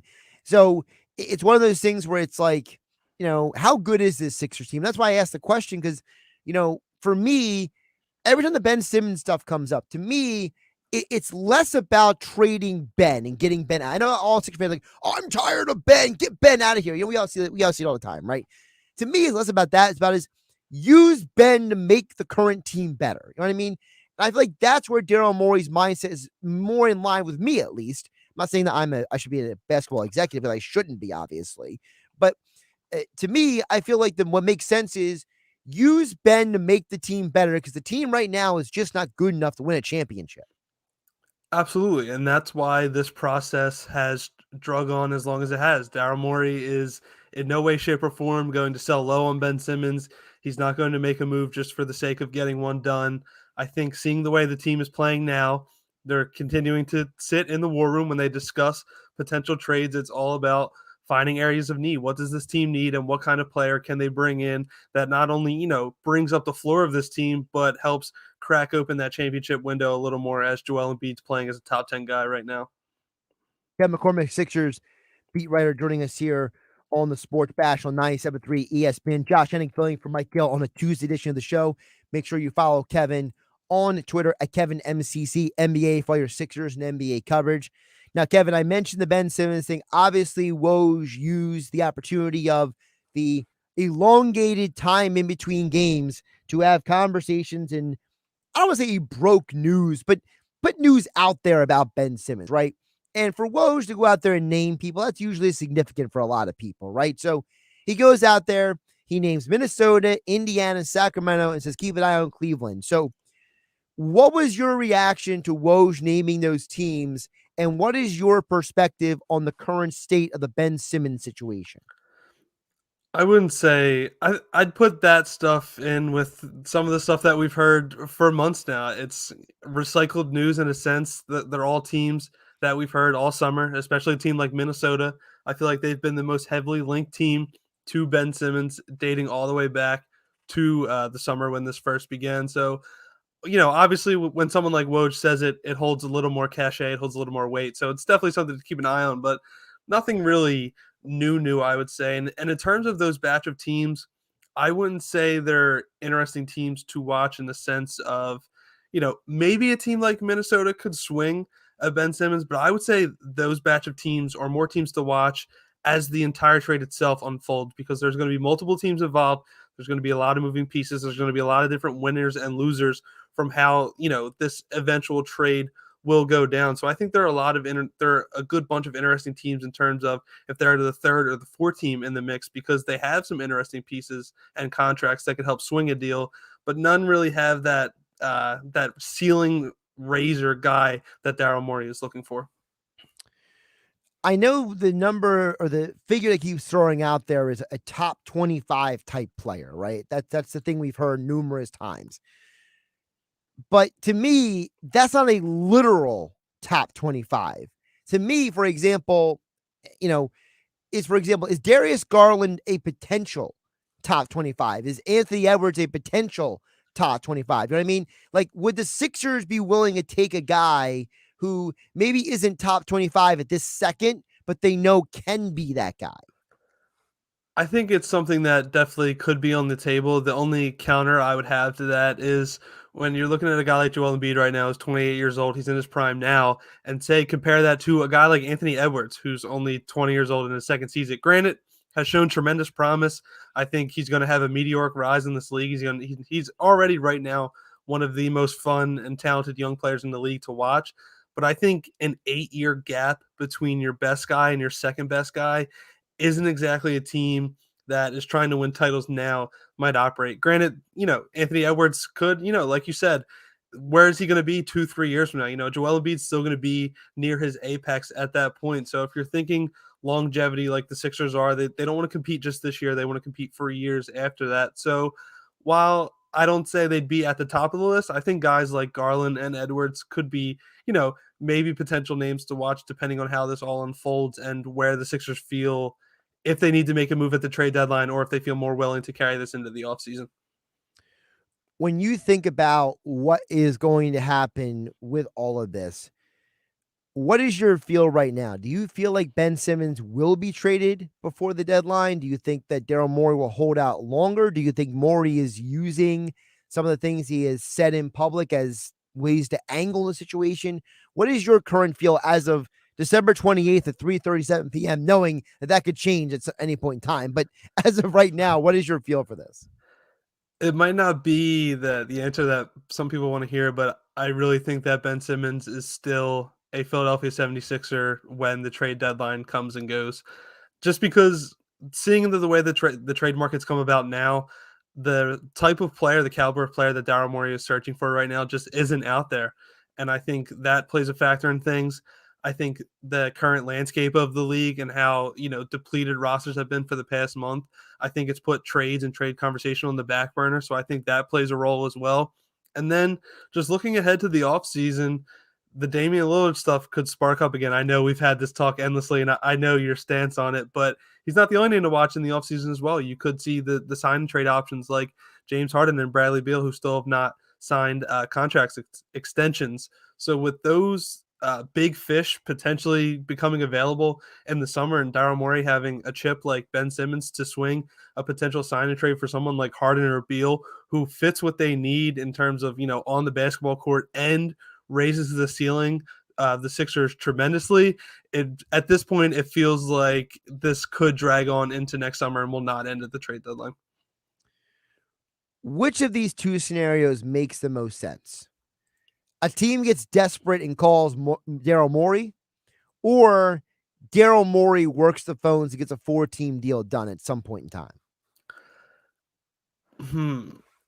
I would have to say Daryl Morey works a 4-team deal is the more I guess not necessarily predictable, but if I had to choose one of being more likely, I think it would be that one, just because there's already teams, reeking of desperation right now, and that, if they want to make that panic move and they don't really have the trade chips in place, I think at the end of the day, it's going to come down to Morey and his ability to swing these kind of deals and get all these different moving pieces involved to really be the kicker. So at this point, it really doesn't feel like opposing front offices are in that position or the mind frame to throw the Godfather offer at Daryl Morey to bring in Ben Simmons and throw all their chips at it. So it would feel much more likely of Daryl Morey to weave this big spider web of a 4 or 5 team deal to get Ben Simmons a change of scenery. Moving forward, Kevin, no matter what happens with Ben Simmons, should we expect Daryl Morey to make a move at some point before the deadline? I think so, just because, like I said, this is a team that still feels that they can compete right now. And while, everyone's focusing on the big move of Daryl Morey, he's a guy that explores every avenue, will do anything he can, even if it's just to increase their percentages a little bit. He has no problem of making moves in the margins, and the Sixers have some tradable contracts in between their max guys and their minimum guys. So he'll have some different styles of contracts to work with, different money amounts to make something work. So I would fully expect by the deadline, even if it's not the home run move, that, even if he has to hit a single or a double to raise them in the margins a little bit, I could definitely see a move like that being done. He's Kevin McCormick, covers the Sixers for Clutch Points. Sixers beat writer. Follow him on Twitter at Kevin MCC NBA. Catch him on Twitter for all of his Sixers and NBA coverage. Sixers back in action tonight versus the Toronto Raptors. You can hear the game right here on 97.3 ESPN. Coverage begins at 7:30. Tom McGinnis on the call. Kevin, appreciate you jumping on. I also appreciate you keeping things very professional. I will let Pete know that you wish him the best of luck. And the good news is you're walking with money either way. So it's great. Wait, what time does Pete come on so I can hear his rebuttal just in case? 5 o'clock. He's set for 5 o'clock today. All right, we'll be tuning in. I will let Pete know that you're listening in. All right, Josh, you take care. Kevin McCormick joined us here on 97.3 ESPN. Always good to talk with Kevin about the Sixers. And listen, I love fantasy football for the camaraderie more so than the actual football. When you do it with a bunch of people, it goes from being a challenge to like a human interest situation.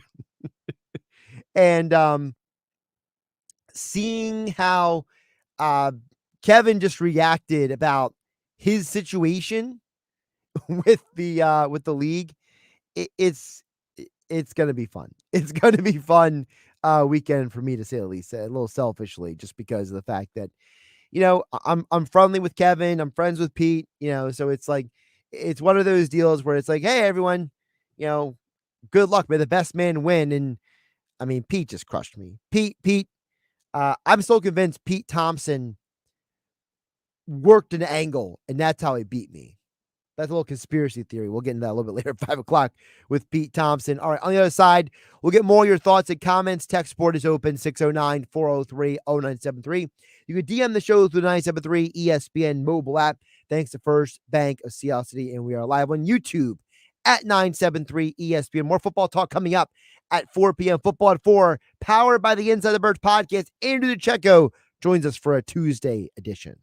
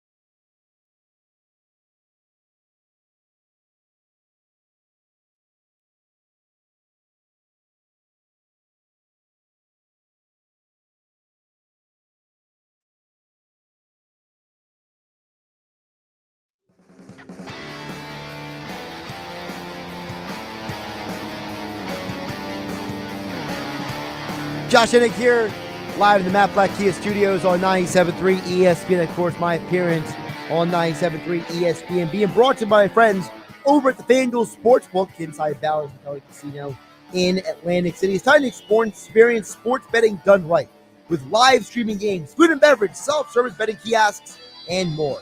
Get in on all the games you love this holiday season at the FanDuel Sportsbook, conveniently located right off the boardwalk at Bally's Hotel Casino in Atlantic City. Gambling problem? Call 1-800-GAMBLER. Still to come, more football talk, Football at 4 with Andrew the Checo, powered by the Inside the Birds podcast. Also, Dave Weinberg, a day early, usually joins us for Weinberg Wednesdays on game night, but we have no live shows tomorrow because of the bowl schedule, so we have Dave Weinberg joining us today.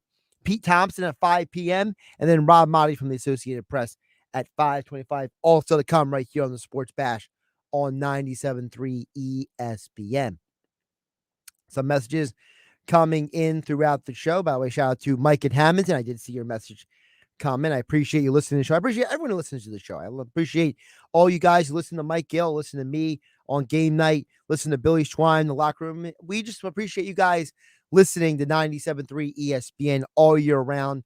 We try to keep you guys company each and every day here on 97.3 ESPN. Robin Margate chimes in as well. I promised to get to his question earlier. He says, hate to harp on the officiating again, but another weekend of abysmal NFL officiating as an NFL fan. It really gets to me. The outcomes of these games are frequently impacted by officiating. Something has to change. That's Robin Margate. Well, Rob, here's the problem. And I appreciate you listening to the show. I appreciate you chiming in. The NFL doesn't care enough about officiating to do anything. The NFL only cares when something affects their bottom line.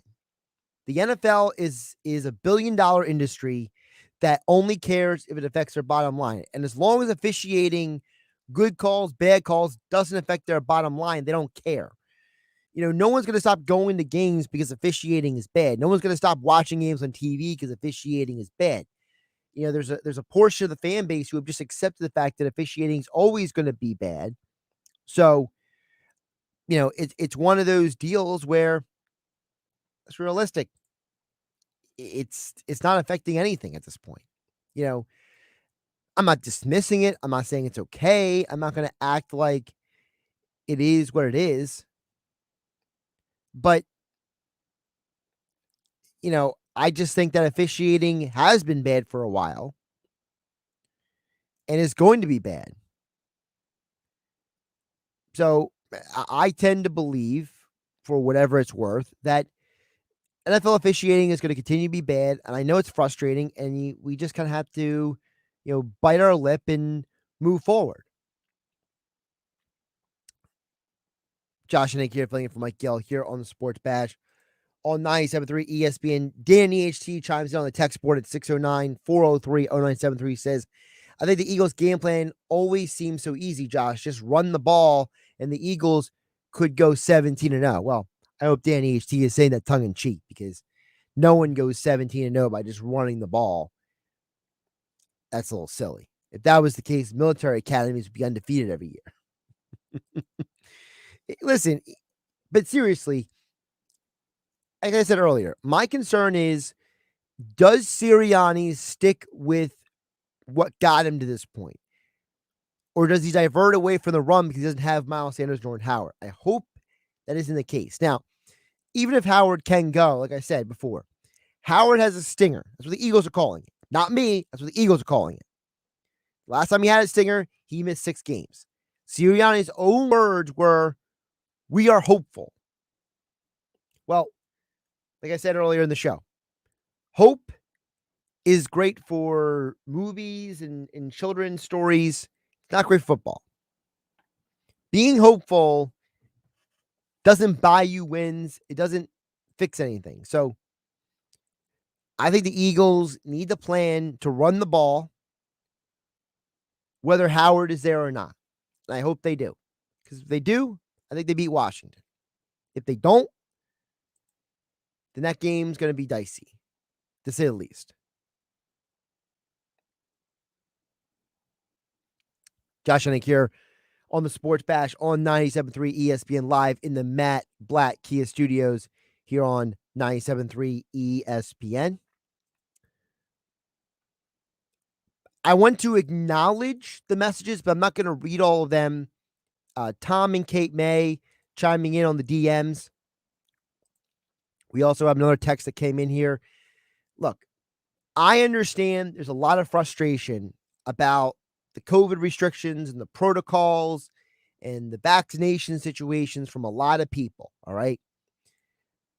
You know, I understand that in some circles or on other radio stations, they have names and terms for this stuff, but I'm not going to get into that here. We're a sports station. But in terms of when it comes to the players in the NFL and sports, I understand, as Tom and Kate May says, NFL players are more likely to end up in the hospital from playing football than from COVID. I get that. But this is not a statement about COVID. This is not about the state of our socioeconomic climate. I'm just saying to you guys, the restrictions, you may think they're ridiculous.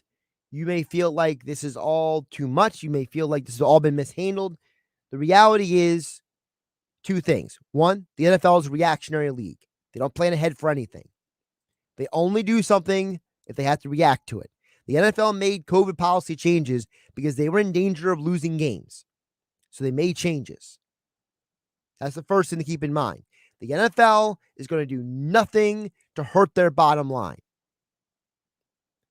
So they will comply or alter or adjust or postpone games, and they don't care about you. They don't care about the money you spent on a game. The Holiday Bowl was canceled today in college football. You know why? Because no one cares about the Holiday Bowl, except for the teams in it.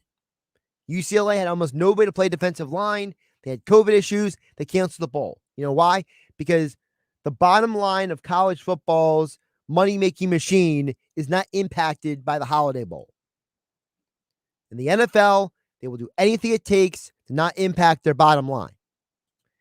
Second thing to remember, the NFL doesn't want these rules. The NFL Player Association doesn't want these rules. There's a lot of players who have said they've only followed the protocols, they've only done what they're told so they can play football. And I understand a lot of people feel the way they do about it, but at the end of the day, we're stuck. There are people who have more power and more say than me right now who are making these decisions. And there's a lot of people who are smarter than me who are arguing on both sides of the conversation. All I know is if I go to the airport and they tell me I got to wear a mask to get on this flight, I'm going to do it. Not because I'm trying to, be compliant. It's because I want to get to stinking Florida so I can go and get some warmer weather like I did back in October. Okay. I'm Josh Hennig, filling in for Mike Gill here on the Sports Bash. More football talk next. Eagles, no running backs next.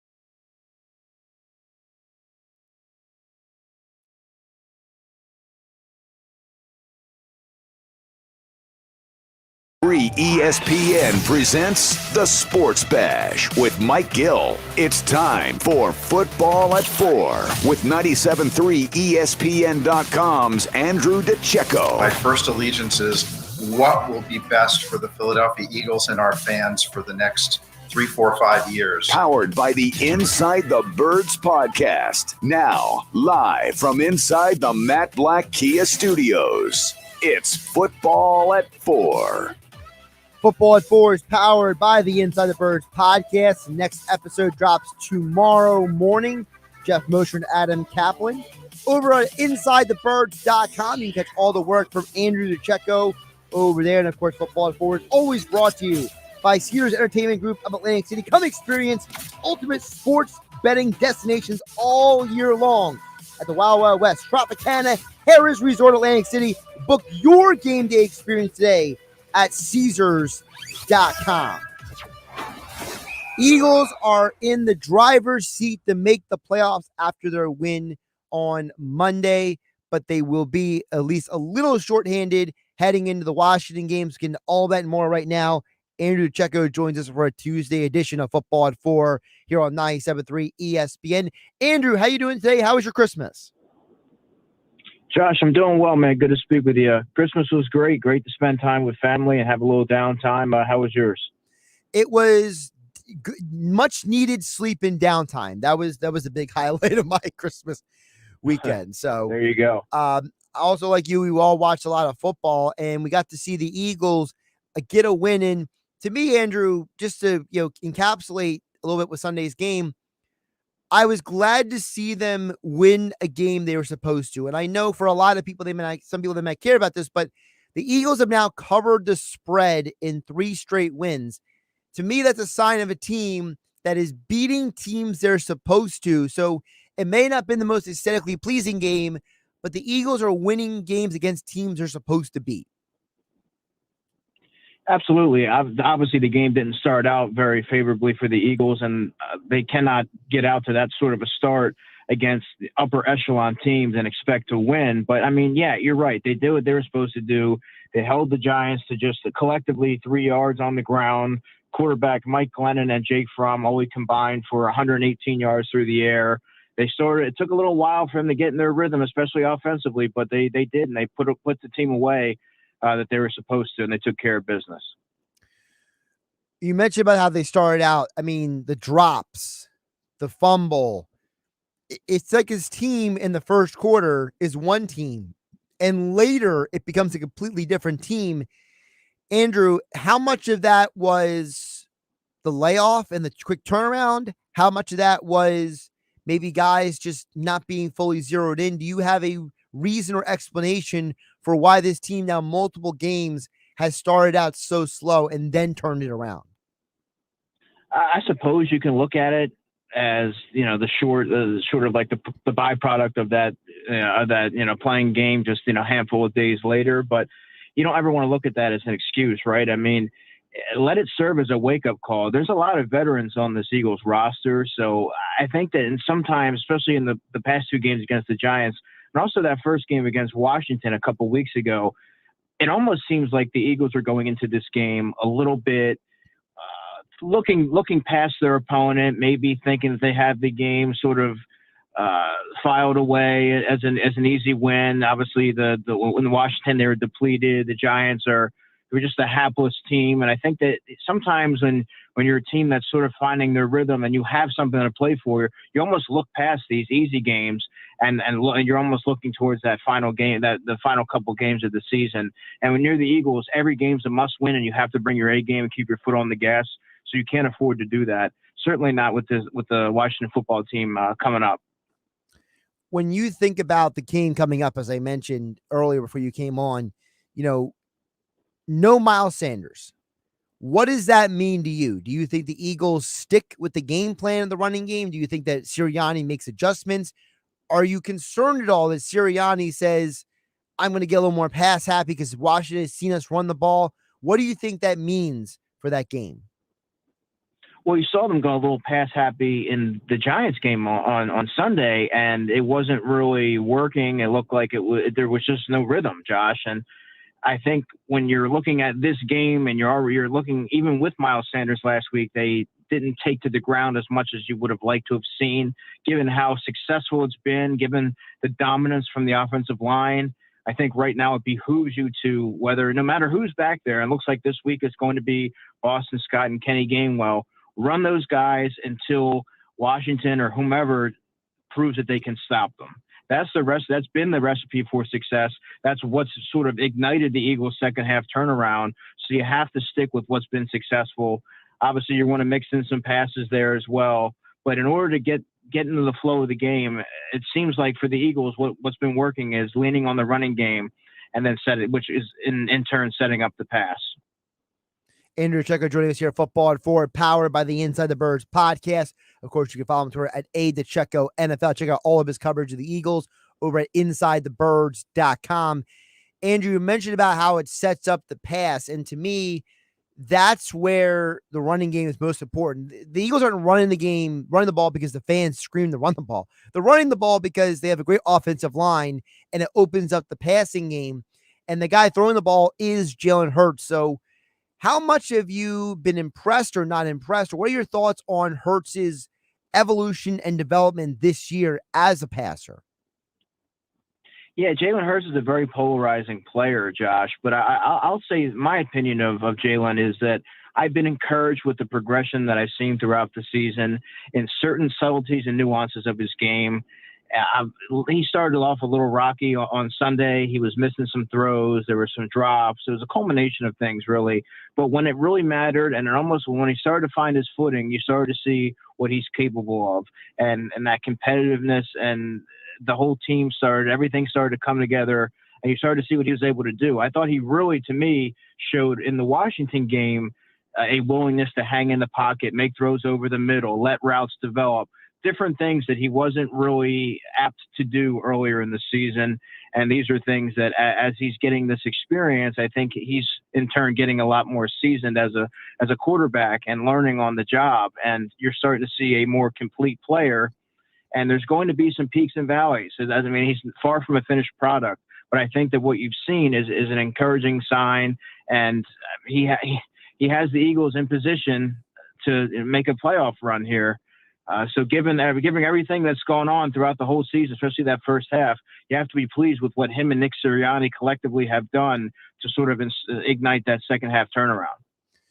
One of the, I don't want to call it stereotype. One of the fallbacks I hear people bring up when it comes to Jalen Hurts, people who don't like him, people who are against him, Andrew, is he doesn't have the arm strength. He doesn't have the ability to throw the deep ball. He doesn't have whatever term they use, but people basically hate on this guy's arm. What is, in your eyes, Jalen Hurts' arm strength compared to other NFL quarterbacks today? Yeah, I think that's a little bit overblown, right? I think that does he have the maximum velocity of like a Josh Allen? No, but he can make all the throws, Josh. And I think that it's a matter of ball placement and timing that he needs to really hone in on, especially over the offseason. But he has the arm strength to make the throws. That's not the problem. And I think that sort of is one of those things that is, you're right. And when when you look at the detractors of Jalen Hurts, that's one of the things that you hear almost right away is that, yeah, he doesn't have the arm strength to be a long-term NFL starter. Well, that's just frankly not the case. And there's a lot of things that go into arm strength. It's not just power, it's velocity, and it's there's a lot that actually goes into it. But I think that he's shown that he can do this. But like I said, it comes down to where his ball placement, which has not been consistent, and his timing, which I think that could stand to be improved upon. But, I mean, those are areas that I've seen marked improvement in throughout the season. Yeah, see, I'm with you, Andrew. I don't understand. No, I understand why people hate on Hurts. What I don't understand is why when he does make a deep pass, like the throws to, Quez Watkins earlier in the year, or the Devonta Smith pass when he's getting hit in the pocket in Sunday's game, that people just want to ignore that, because I can't ignore it, Andrew. Look, to me, I think that, first of all, I think Hurts has got a better throwing arm than Minshew does. No offense to Gardner, but I think that. Absolutely. Yeah, I think Gardner is basically like the next tier above, like Chase Daniel, basically in arm strength at this point. And I like, you're right. To me, he's not Josh Allen, How many guys are Josh Allen? Like, why are we comparing quarterbacks to Josh Allen, Patrick Mahomes, and Aaron Rodgers, who have like all-time elite arm talent? Yeah, and that's you're starting to see that. It's like a common thread throughout every they're looking at those guys as the barometer, and I don't think that's a fair comparison. I mean, you have to look at the throws that he does make and the things that he is willing to do. Those are throws that you can win with. Those are throws that a long-term starter that they make.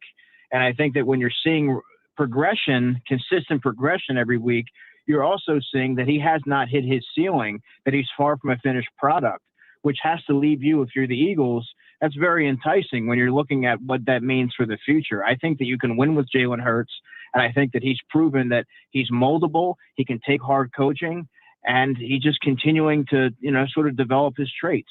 He's a work in progress. Let me follow up what you just said there. You talking about his potential and his ceiling. What do you think his potential and ceiling is? Because I feel like that's a conversation we haven't had enough about, because people talk so much about what Hurts is now, but what can Hurts be that you see? I think he can be a top 12 quarterback. With another season with Nick Sirianni and this coaching staff. Remember, he has a tight-knit relationship with Brian Johnson, the quarterback's coach. If the Eagles continue to stock that offense, right now they only have two competent players that they can count on in the passing game, and Dallas Goedert and Devontae Smith. Start to completely invigorate that unit as well. And I think you're going to see what Jalen's truly capable of. Now, he needs to work on accuracy. He needs to work on timing. He needs to work on patience in the pocket and not dropping his eyes, letting routes develop. Those are things that are coachable, and I think that you're going to see that vastly improved over the offseason. But I think that he can be a top 10 to top 12 quarterback because he has a dynamic skill set, and I think that he has barely scratched the surface of what he's capable of. Right now, he's been getting by on his raw intangibles, Josh, but I think that he's starting to become more refined gradually as the season's gone on. And I'll be interested to see how he takes the coaching from this season and carry it over through the offseason and what you see next summer in training camp. Andrew Checo joining us here at Football at 4, powered by the Inside the Birds podcast at @DeCheco NFL on Twitter. Of course, you can check out all of his coverage of the Eagles over at InsideTheBirds.com. Now, Andrew, one of the things that was discussed at Sirianni's press conference yesterday, we mentioned Miles Sanders earlier. I have to admit, I'm concerned about Jordan Howard because the Eagles say they're hopeful he'll be fine. His MRI was good. Nothing, severe there.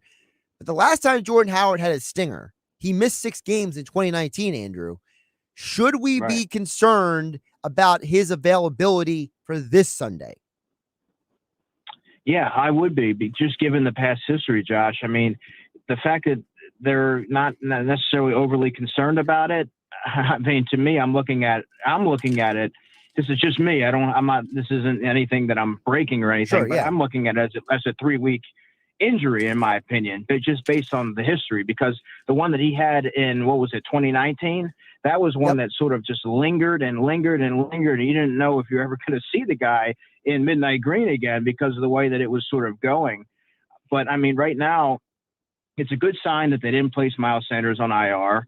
Obviously, if you do that for a second time, they're done for the year anyway. But it's that he's going to be in the future plans this year, should they advance. And with Jordan Howard, I think you're right. I think that's the main concern, because he's a perfect complement to Miles Sanders, and he adds a physical element to the offense that teams have to respect, and it really wears on teams. And what he's good at is perfect for when you get into the playoffs and these cold weather. Guys don't really want to tackle these downhill runners that are coming down there with a full head of steam. And, it just sets the tone, and it's intimidating for a lot of teams. And not having that at least this week, but you don't know how long that's going to be. That's going to be a detriment to the offense, without a doubt. Look at the running backs behind him. You have Boston Scott, who's a diminutive runner, but he does run with some power. And I guess you have Kenny Gainwell and Jason Huntley. Those guys are all about the same size and offer varying skill sets similar skill sets to varying degrees. So, I mean, not having Jordan Howard would be monumental blow to the offense and what they're able to do. Now, I mentioned earlier in the show, Andrew, before you came on earlier in the show, that Sanders and Howard account for just over 46% of the team's rushing yards this year. That's the bad news. The good news is that Boston Scott is second on the team in rushing touchdowns, which for some reason makes me think of Corey Clement back in 2017 when he led the team in rushing touchdowns. But what does it say about Boston Scott that even though he doesn't account for a huge chunk of the team's rushing yards, that the team trusts him to score rushing touchdowns on the goal line? Yeah, I think that he's proven for the most part that he's secure with his ball handling.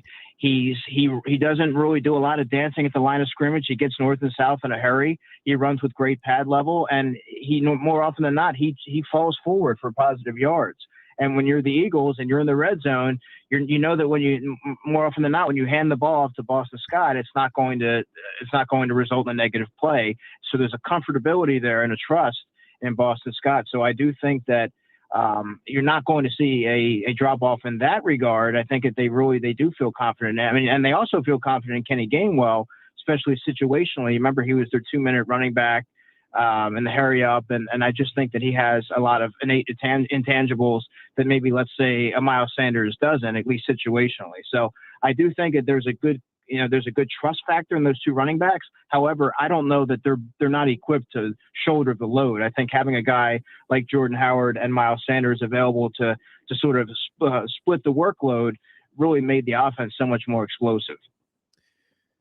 And I'll ask you about the defense here before I let you go. Obviously, the defense has played very well over this series of games where they've been winning, but they've also played Jake Fromm and Trevor Siemian and Zach Wilson's garbage Jets team. So how much of what we've seen over the last several weeks with Jonathan Gannon's defense has been the defense, and how much of it is the competition they're going against? I happen to think that a lot of it has to do with the competition. You're starting to see the defensive line really find success working against these lower tier offensive line that are ill-equipped to really stop much of anything. And when they're going against more formidable offensive lines, that you don't really see a whole lot of push or collapsing the pocket. Remember, the better quarterbacks were sitting there dissecting that secondary, especially in the first half of the season. They're playing some more formidable opponents. But I think right now they're winning the games they're supposed to. You still would like to see them be a little bit more aggressive against these quarterbacks like the Garrett Gilberts of the world and the Jake Fromms of the world. But it's you won't really know what they're going to do until they get into the playoffs, where you face, let's say, a Dak Prescott or Matthew Stafford or somebody of that somebody of that caliber. Right now, they're not really going to be tested. Probably not in the last week of the season either. But I think it's more of a product of them going against inferior opponents. But you still would like to see them be a little bit more aggressive and take advantage of the defensive line that they have and the money that they've invested in that unit. You mentioned Dak Prescott. The Eagles are going to see the Cowboys a couple of weeks, and it's looking more likely that the Cowboys are potentially going to have something to play for in that game, Andrew. So, how much of a huge test is that for them, not just to face, you just mentioned a team like Dak Prescott and the Cowboys, but a team that basically bushwhacked them earlier this year, that they can maybe bounce back from it? Yeah, that's a critical test because Dak Prescott doesn't necessarily have the big arm that's going to push the ball down the field, but he will pick apart the short to intermediate areas of the field. And that's really where you saw quarterbacks like Derek Carr, Justin Herbert, and all these different quarterbacks in the beginning of the season really find success moving the offense, bleeding the clock. And I think that that's what Dak Prescott does so proficiently. And if you can't, and he gets rid of the ball very fast, he's a smart quarterback. He sees the field extremely well. So that's going to be a pivotal test for Jonathan Gannon and his unit. We won't really know where to gauge where Jonathan Gannon's at or his unit's at until that week when they're playing, an upper tier quarterback. The other concern I have about the defense is, look, I understand that guys can come back now when they go in the COVID protocol. Obviously, you had Derek Barnett and Teron Jackson go to COVID protocol yesterday, but with the rules now, you can come back very much more quickly. So they can still play this Sunday. But Andrew, when I saw that Derek Barnett leads all defensive ends in snaps played on the defense this year, and that Teron Jackson is fourth. I don't think we can underplay the fact that the loss of Brandon Graham has greatly impacted this defense more than I think we've admitted previously. Yeah, absolutely. And when you look at the defensive line as a whole, they're incredibly. It's sort of flown under the radar, but they're pretty weak at defensive end right now. I mean, before the season, that was an area that we really didn't think of it in those terms, Josh. But when you look at it, I mean, Josh Sweat is their best pure pass rusher, right? But he almost looks to me like he's wearing down. He's playing a career high in snaps. To me, he's best suited as a third defensive end on most teams. Sort of, when you play him as much as you are now, he sort of loses his effectiveness and burst. Derek Barnett is really just a guy out there, and Teron Jackson I was a big fan of his at Coastal Carolina. I think he's going to be a good fourth defensive end for the foreseeable future. But you don't have a lot of dependable guys. Ryan Kerrigan has not given you anything, so they're really weak in that area. And that's when I'm looking at the first round there. That Aiden Hutchinson from Michigan, and in that first round, he's awfully enticing there. And I think that the Eagles really need to revamp that pass rush unit. He is Andrew DeCecco. Follow him on Twitter at @DeCecco NFL. Check out all of his coverage of the Eagles over at InsideTheBirds.com. And of course, Football at 4, powered by the Inside the Birds podcast. The next edition of the podcast drops tomorrow morning with Jeff Mosher and Adam Kaplan. Andrew, always appreciate you jumping on, and great conversation today. Absolutely, man. Talk to you soon. Josh Hennig here, filling in for Mike Gill on the Sports Bash on 97.3 ESPN. And of course, Football at 4 being brought to you locally by Caesars Entertainment Group of Atlantic City. Come experience the ultimate sports destinations all season long at the Wild Wild West, Tropicana, Harris Resort Atlantic City. Book your game day experience today at Caesars.com. More football talk still to come in about 17 minutes. Dave Weinberg joins us here for a Weinberg Wednesday day early because we have no games tomorrow. We have a triple header of college bowl action tomorrow here on 97.3 ESPN. Starting at 2 o'clock, the New Era Pinstripe Bowl, Maryland versus Virginia Tech, followed by Clemson, Iowa State, and then the Alamo Bowl, Oregon versus Oklahoma, all here on 97.3 ESPN. So no live programming tomorrow, a day off for me, for those of you who always wonder, man, Josh, you're always working. Why are you always working, Josh? Well, I get a day off tomorrow. So that's always a good thing. Tomorrow and Friday, thanks to the bowl games, I get some time off. No thanks to the bowl games being canceled and postponed all over the place. I didn't get as much time off around Christmas, but hopefully I can make up for it this upcoming week. So Josh Hennig filling in for Mike Gill here on the Sports Bash, 97.3 ESPN FM, the 97.3 ESPN mobile app. We are live on YouTube at 97.3 ESPN. We're checking your thoughts and comments on the text board, 609-403-0973. DMs through the 97.3 ESPN mobile app. It's free, thanks to First Bank of Seattle City. And we are live, as I mentioned, on YouTube, where you join the conversation as well. Just follow at 97.3 ESPN on YouTube.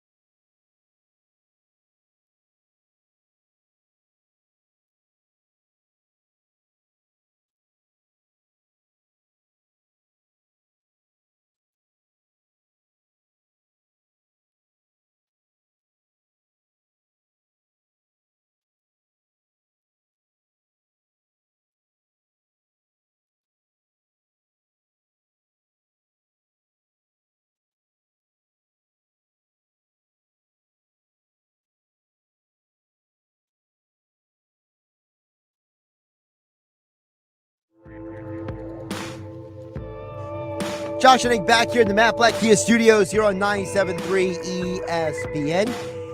Filling in for Mike Gill on a Tuesday edition. Of course, Mike will be back in the saddle this Thursday over at Chickies and Pete's in Egg Harbor Township. Final Chickies and Pete's of 2021. He has a special guest joining him this Thursday because from 5 to 7, you can meet Brian Balding. That's right, former NFL offensive lineman, NFL Network analyst, and of course, Baldy's breakdowns on Twitter. We'll be joining Mike Gill at Chickies and Pete's in Egg Harbor Township from 5 to 7. Thanks to our friends at EMT Solar and Roofing and Solar Guardians for a fan meet and greet and to talk some football with you. So come out and watch the bowl games on Thursday. Enjoy some Chickies and Pete's beer and food specials and meet Baldy and talk some football at Chickies and Pete's at EHT. Baldy will be there from 5 to 7. Mike will be broadcasting from 2 to 6 on usual on the Sports Bash. Chickies and Pete's. Of course, you hear it right here on 97.3 ESPN. Good more football talk with Dave Weinberg coming up in about 10 minutes from now. A couple of news items. I don't know if anybody heard, but I kind of slightly slipped it in earlier. The Holiday Bowl today has been canceled, which is it's a disaster. It's the way they have handled the bowl situation this year is a reflection of why everyone is changing and adjusting their rules. So for those who don't know, UCLA and NC State was supposed to play today. And I thought it was a little suspicious that earlier today, I was a little suspicious that earlier today I couldn't find the NC State UCLA on any of my charts, whether it was, the sports book list or anything like that. And now we know why, because apparently UCLA had a bunch of guys test positive. They're unavailable. And a lot of people are circulating the video of them going to SeaWorld and swimming with dolphins. And people are saying these players should have been inside. And look, let me tell you something. Here's the problem. You know why they tested positive? Because they were testing. I'm serious. It's very simple. Everyone is getting to a point where they're changing their protocols, and the only people who are not adjusting on the fly is college sports. Because the people who run college sports are basically greedy money people. There's a word I want to use, but even though I could use it on the radio, I'm not comfortable with using it on the radio because I attempt to keep when I'm on the radio a PG program. And it's a PG-13 word. So it's legal for me to say it. But the people who run college sports are money blanks, okay? They don't care about anything except for their money. So they will not adjust like the NFL or the NBA or the pro sports leagues are. They're not going to hold people's feet to the fire because they don't care. So while you have these young people who will never get this game back, they will never have this opportunity again, potentially. Because somebody couldn't adjust on the fly. You're still going to have the Guaranteed Rate Bowl tonight, which you can hear after the Sixers game on 97.3 ESPN.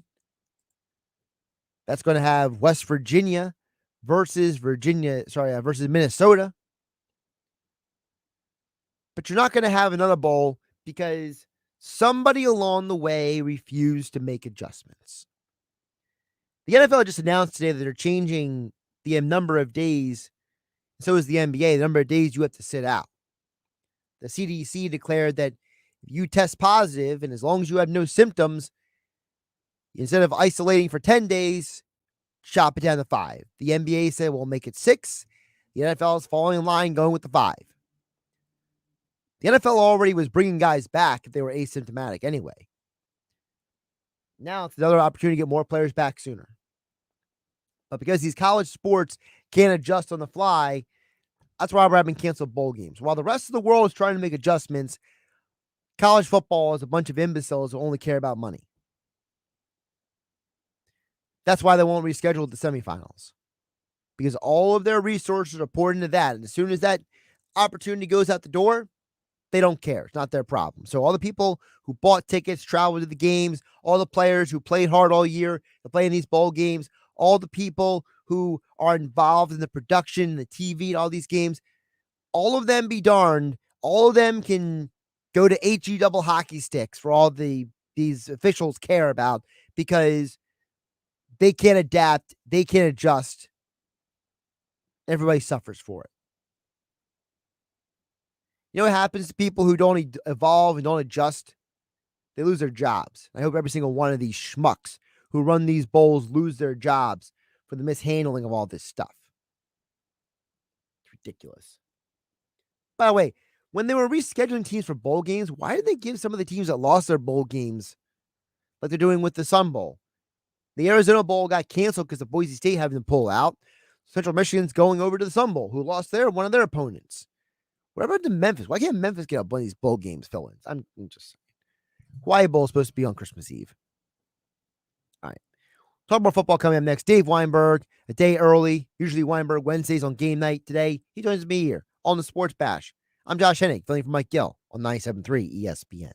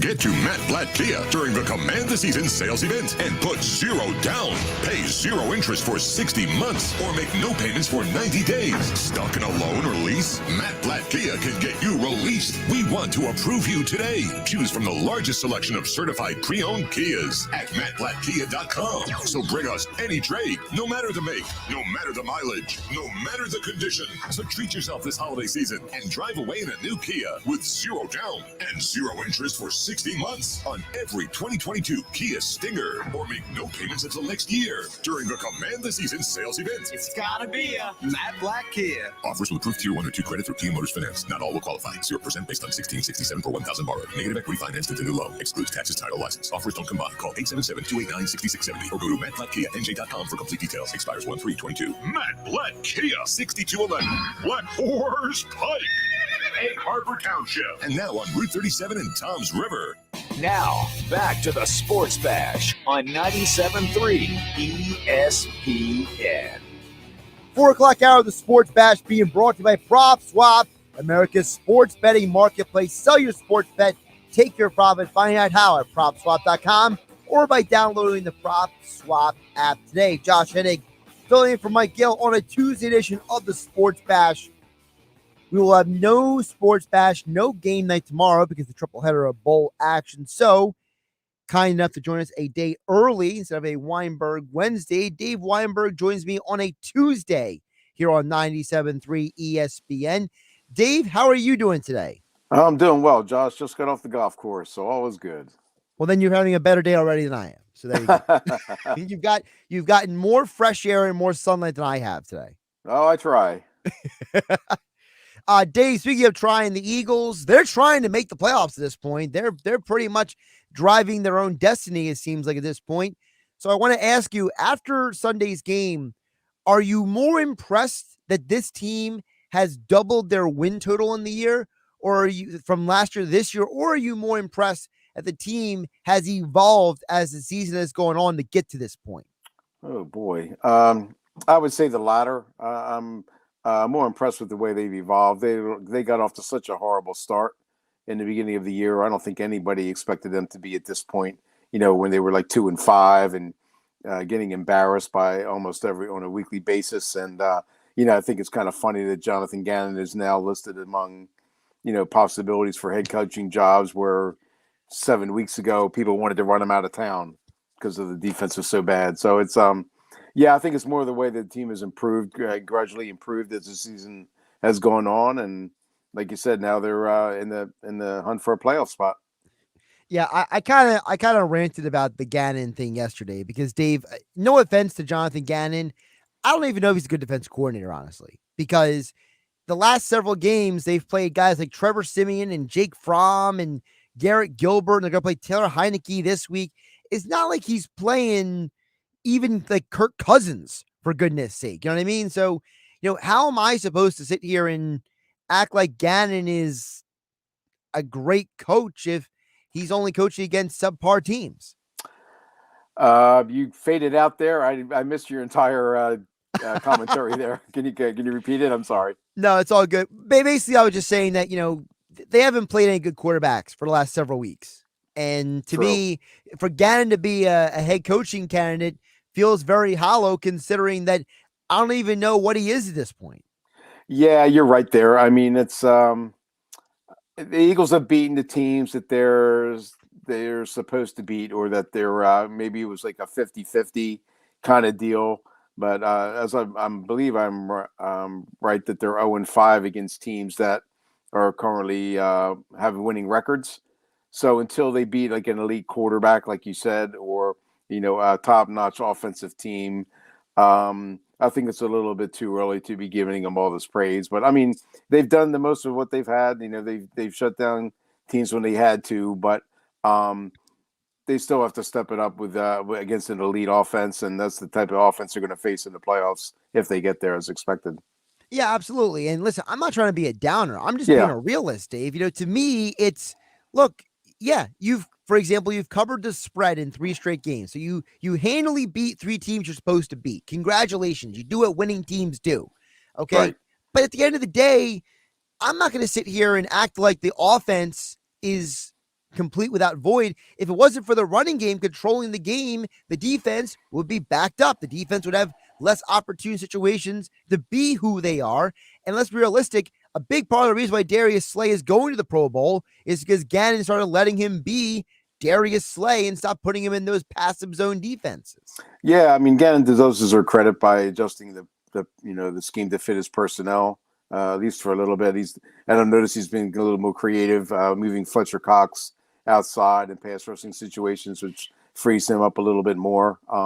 Yeah, I mean, it's the offense deserves a lot of credit because they're keeping their defense off the field, well rested, like you said. Running game accomplishes several things. It not only moves the chains, but it also eats up clock and keeps your defense well rested. So you're right. They definitely deserve some credit for the Eagles' defensive success.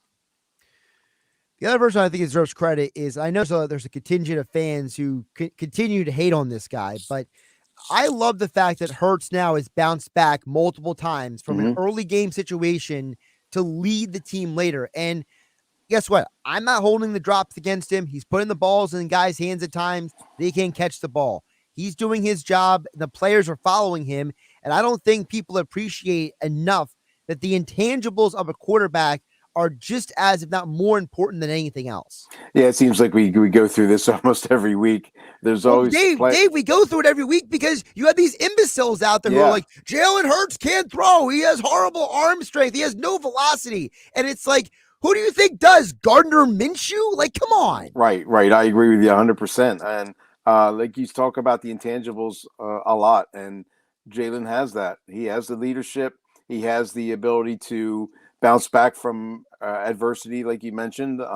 He doesn't get he doesn't cave under the pressure. He's pretty much unflappable, really. He knows what it takes, no matter, regardless of the circumstances. He finds a way to bring the team back. At least he has, in recent weeks, and that's the sign of a winning quarterback. You want a guy who's going to be calm and under pressure, a guy who's not going to get rattled by this kind of stuff, and Jalen is that. I think he does make some mistakes. Granted, so does everybody else. Like you said, he is inconsistent at times, but in crunch time, he's the guy that you want as your quarterback. Now, Dave, looking ahead to this Sunday's game, there is a little concern, and that is no Miles Sanders this week. He got the broken bone in his hand, so Sirianni confirmed he won't play this week. And then they used the word hopeful multiple times about Jordan Howard. And the last time Jordan Howard had a stinger was 2019, and he missed 6 games. So guess what? You know what hopeful is great for? Children's stories and movies. It's not great for football teams, in my opinion. And I'm not as hopeful that Jordan Howard's going to be available, considering that his medical history says that last time he had a stinger, it didn't go so well. Yeah, I've been kind of like waffling back and forth on this game. Until before Sunday night, I thought Washington was going to beat the Eagles down there. I thought with Taylor Hennig back at quarterback, they've been getting healthier. I thought they were poised to end the Eagles' playoff hopes. However, that was before the Cowboys embarrassed them pretty much. So I'm not really sure what to think now. Is Washington now out of it to the point where they're just going to fold the tents?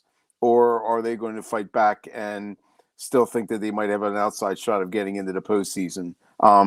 So this was like a really strange game to call. I mean, even as the Eagles, were fairly impressive against them a couple of weeks ago. However, Washington was within 3 points of them in the fourth quarter with Garrett Gilbert, or whatever the heck his name is. Gilbert, and so I can't help but think that. They'll be in better position to maybe take the Eagles to the limit on Sunday. But you're right. Without Jordan Howard, without Miles Sanders, it's going to be a pretty tough challenge for them. I mean, I like Boston Scott a lot, but I don't know that you can rely on him to be your so-called bell cow. And Kenneth Gainwell has shown some potential, but again, I don't know that he's a guy who can carry the load either. So it's going to be interesting to see what they do as far as their game plan is concerned. Yeah, I mean, I mentioned it earlier in the show, Dave. Sanders and Howard account for 46% of the Eagles' rushing yards this year. I mean, you lose both of those guys, you got to make adjustments, which makes you wonder, does Sirianni get away from the run game and try to play too smart? Because the last time he tried to get too cute, I remember that 49ers game they should have won. Yep, that's true.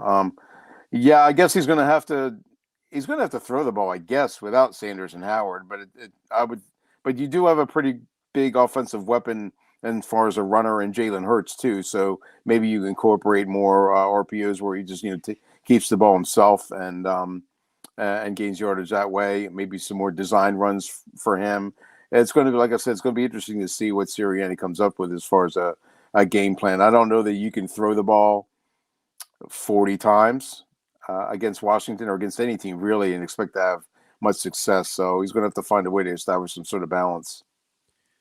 Now, speaking of football, Dave, obviously we're getting into that time of season where teams are talking about who's getting fired from jobs, who's keeping jobs. Obviously, the Eagles went through a bizarro fiasco last year, firing Doug so late in the cycle, hiring Sirianni. Well, now Doug is being rumored for a couple of job openings out there. And, Doug has been on the record saying that if he does come back, he doesn't want to be a coordinator. He wants to be a head coach. So which of these two jobs do you think is the better gig for Doug Peterson? The Chicago Bears or the Jacksonville Jags? Boy, that's a tough call. It's tough because both of them have promising young quarterbacks with Trevor Lawrence and Justin Fields. And I think Doug would have success with both of those. Boy, that's tough. I'm going to say Jacksonville only because there's more to you're kind of like at rock bottom there, so he would be able to build a team his way. I think with his players, I don't know. He couldn't go wrong with Chicago either, though. I mean, and Matt Nagy's a pretty good friend of his, so boy, that's a really tough call, Josh. I would decide with Jacksonville, like I said, because there's more upside there. I think there's more room for improvement. And I think Doug is the type of guy who could get the most out of. He could build a team and get the most out of the players that he has. Yes, yeah, I'm with you about Jacksonville because I feel like Doug going into to clean up the dumpster fire is a much easier thing to do than go to Chicago where the GM may or may not still be there. You have all the concerns about all the contracts expiring. Remember, they traded away draft picks at one point, to get Fields. So whereas Jacksonville, I mean, you're just at rock bottom. Like you can't get any worse than they are right now. And Doug can go in there and basically be a savior. Right. Yeah, I'm with you there. And I think Doug could do it too. I mean, as you know, I'm a pretty big fan of his. The Eagles made a major mistake by firing him. And wherever he goes, I have no doubt that he'll be a success. Also, Florida's got nice weather, and I know Doug. There you go, and he's an avid golfer, so he probably. That's what I was like. Yeah, he'd be out at TP Sawgrass in no time. Simpatico over here. We're thinking the same wavelength here. Dave, before I let you go, I won't be able to talk to you before Friday. So, do you have a prediction or a pick for the college football playoff semifinals? Boy, this is tough. I was just talking to my wife about this. I really want Cincinnati to win. But Alabama is just so good, and they're so used to this kind of spotlight that regrettably I'm going to have to go with the Crimson Tide.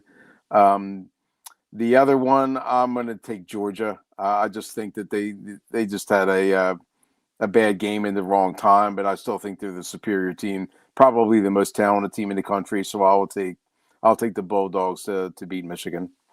All right, there you go. I mean, how about you?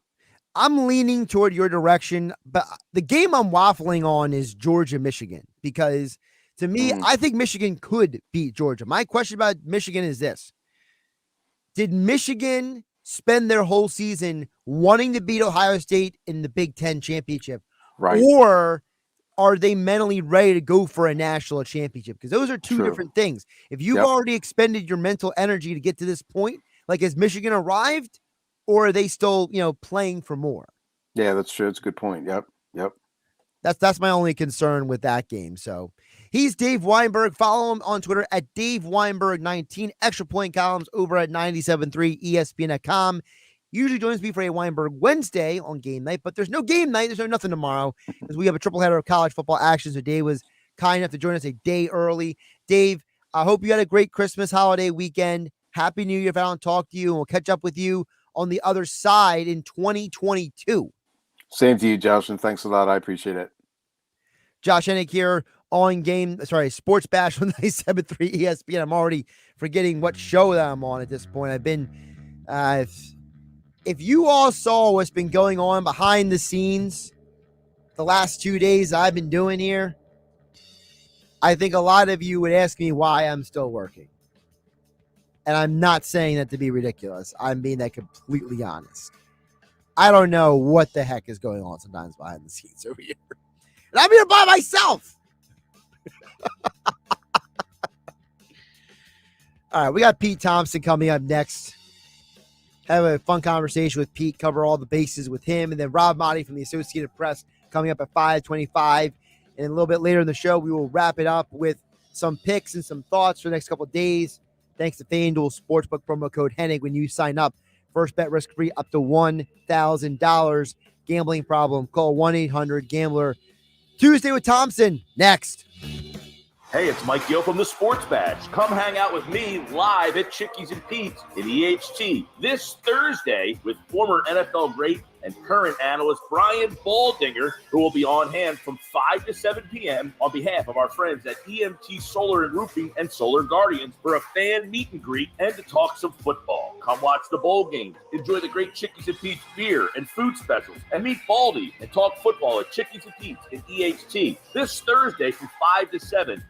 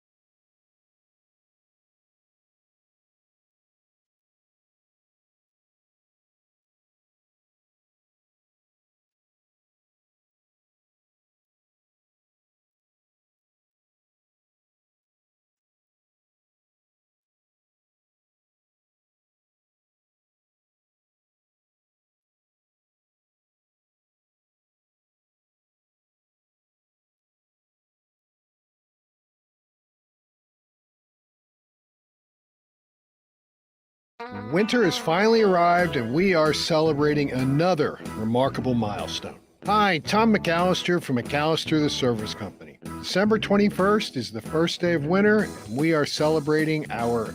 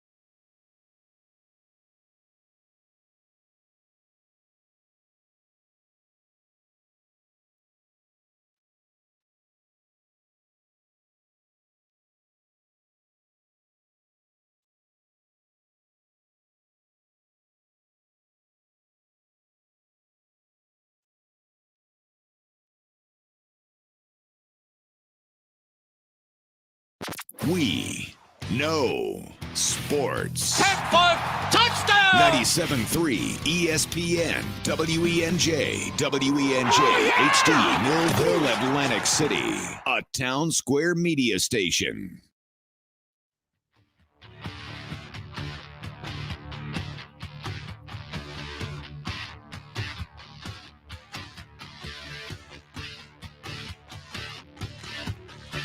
Josh Hennig, Philly for Mike Gill. 5 o'clock hour is finally here, and I'm one step closer to being able to sleep in without interruption. I say that on purpose because, as I said on the locker room with Billy Schweim on Sunday, our next guest bailed on the show on Sunday because he was determined to beat me in fantasy football, and his strategy worked. He made me work with Billy Schweim. He ruined my opportunity. Actually, that's not true. What really happened was that PT had a historic fantasy football game of all time, beat me in the semifinals, and now he's playing Kevin McCormick. But I still think he found a way to get out of doing Billy Schwein's show. So you are killing me. 200 points in fantasy football, as Pete Thompson, as you see on YouTube, is decked out in his Eagles gear. Pete, how you doing today? I'm good, Josh. This is the Eagles outfit that I would have worn to the game if I went to the game on Sunday, and I wasn't able to do that either. But I'm really laughing at your strategy or your thoughts that, yes, that's why I took the show off so I could do more homework to prepare. Let's just see if I can get that in the frame. 202 to 110. Italian Sports Geek, 110. Mr. Incredible, that's me, PT. 202. Yeah, that was an epic win. I mean, guys contributed to my victory that haven't done diddly boo all year and did it in record fashion. And yeah, you know what? Listen, when you set up a fantasy football league and you have a couple guys that are head and shoulders running away with it, you kind of want to see those guys make it through. I mean, I guess if that's the way it goes to form, I'm sure Billy wanted to beat me in round one. He didn't. I'd like to point that out again. Billy, you suck. Number two, Josh, I thought you put up a hell of a fight. You just ran into the buzzsaw known as the PT, which was like a bread truck coming through. I mean, listen, I even had Andrew Madison going because what's his name? Dalvin Cook was out. Like, I even strategized last minute, but it was for naught. So now, Pete, you are playing Kevin McCormick in the finals of the 97.3 ESPN Fantasy Football League. And I asked Kevin earlier in the show if he had any words for you, and Kevin kept it very gentlemanly and professional and said, good luck and may the best man win. Oh, I like that. I mean, listen, I'm trying to look right here to look in the schedule and see how I played against him. It looks like I beat him that in doesn't week matter, one. No, that doesn't matter. I beat him in week one, barely, 169 to 141. And then he beat me. He was my most angered loss, Josh. Oh, really? I lost to him in week 10.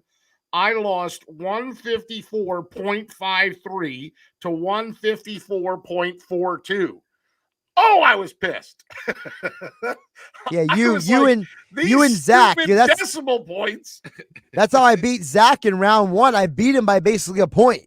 Oh, really? I didn't realize that's how you advanced in the playoffs by a full point or by a point something? I was like 0.9. Oh, basically. Man, he's got to be mad. But at least his real team is doing well. We won't mention them. So anyhow, listen, I'm very optimistic that you will be able to sleep in this Sunday. I am very optimistic that I'll be able to be back in my routine of bashing Billy. You know, somebody reached out one time and they said, boy, you're kind of mean on Billy. Like you should. And I go, but it's so easy. I mean, the guy's such a moron half the time. He says such stupid things. And I hope he's listening right now.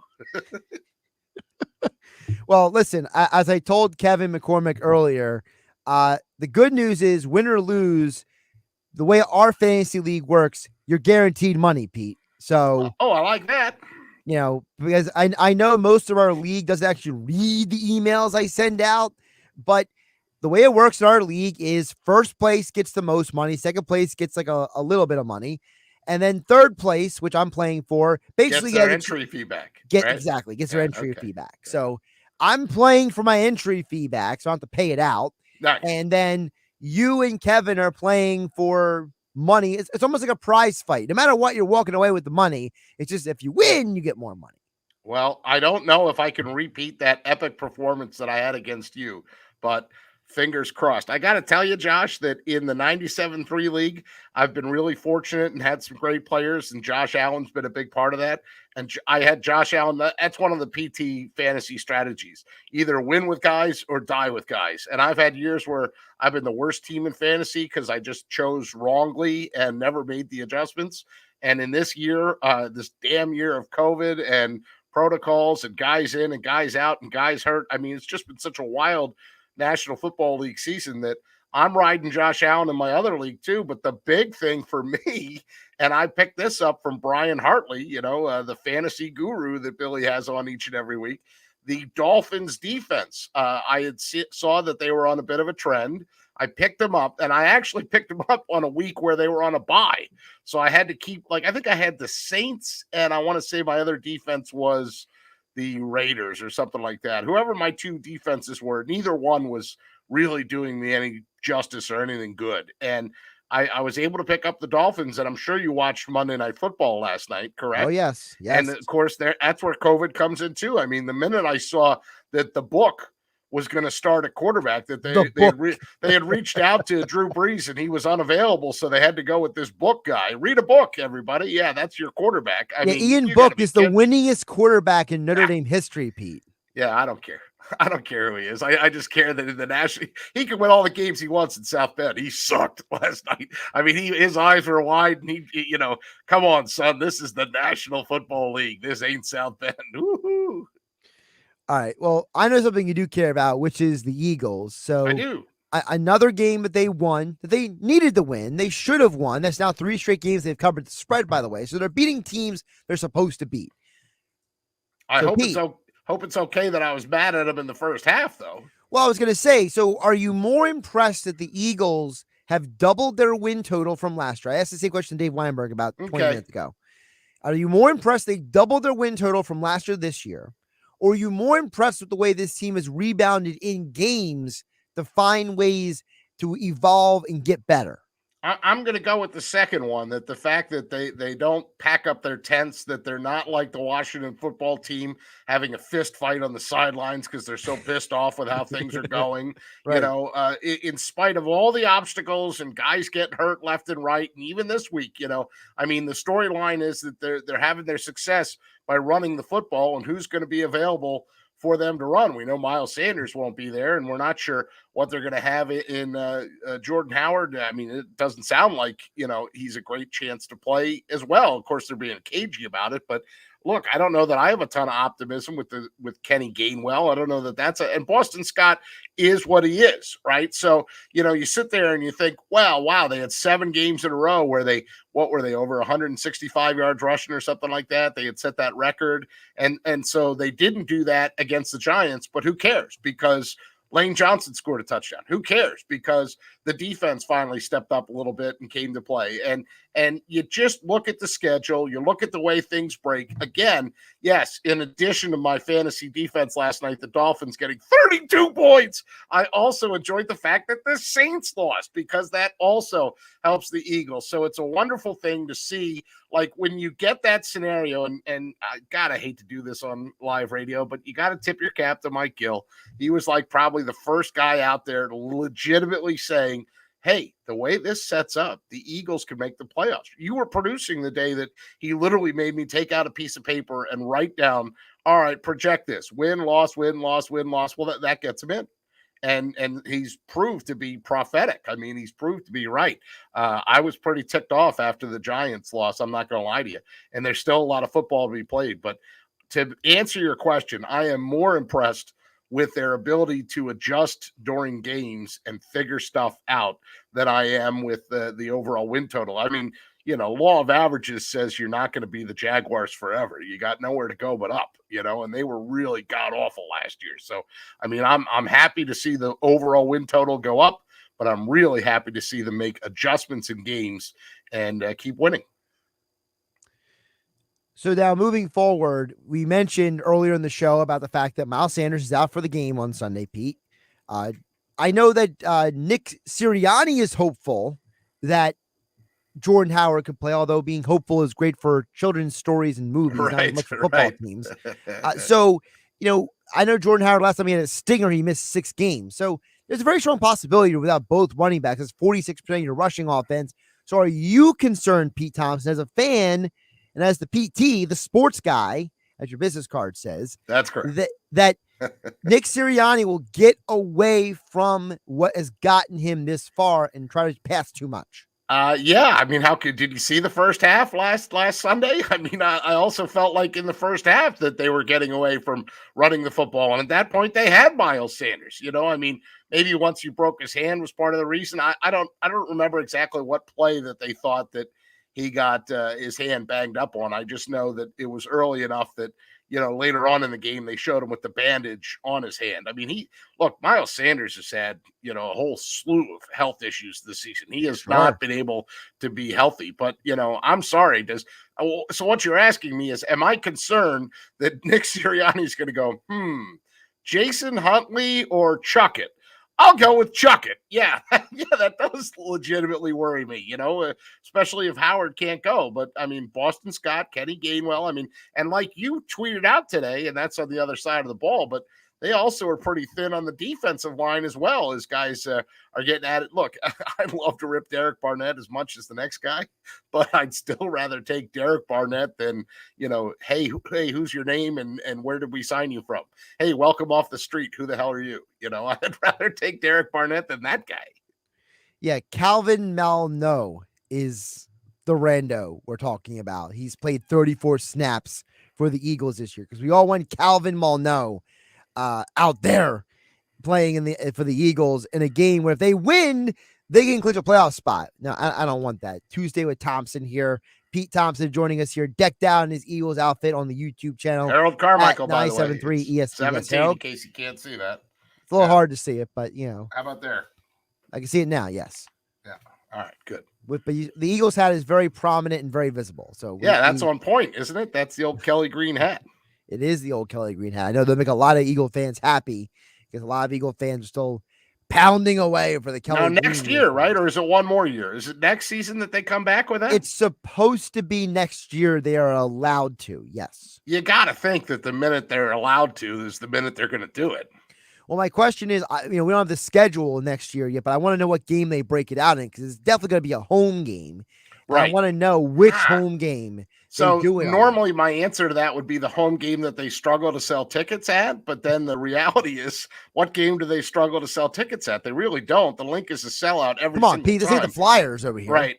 And it's not even the Sixers when they were bad. It's not even the Phillies, after kids go back to school and they can't understand why nobody's in the seats. This is the Eagles, for God's sakes. But there's got to be one game that you think would be a little leaner, or another, or conversely, they might. Remember, like one year way back in the day, they wore those Frankfurt Yellow Jacket jerseys. It was like blue and yellow, and they wore them against Detroit. I hate because that. if you're going to wear them against somebody, who are you going to wear them against? You're not going to wear them against the then Redskins, Cowboys, or Giants. You're not going to do that, right? Man, I missed out on the all black jerseys on Sunday too. I missed out on a lot.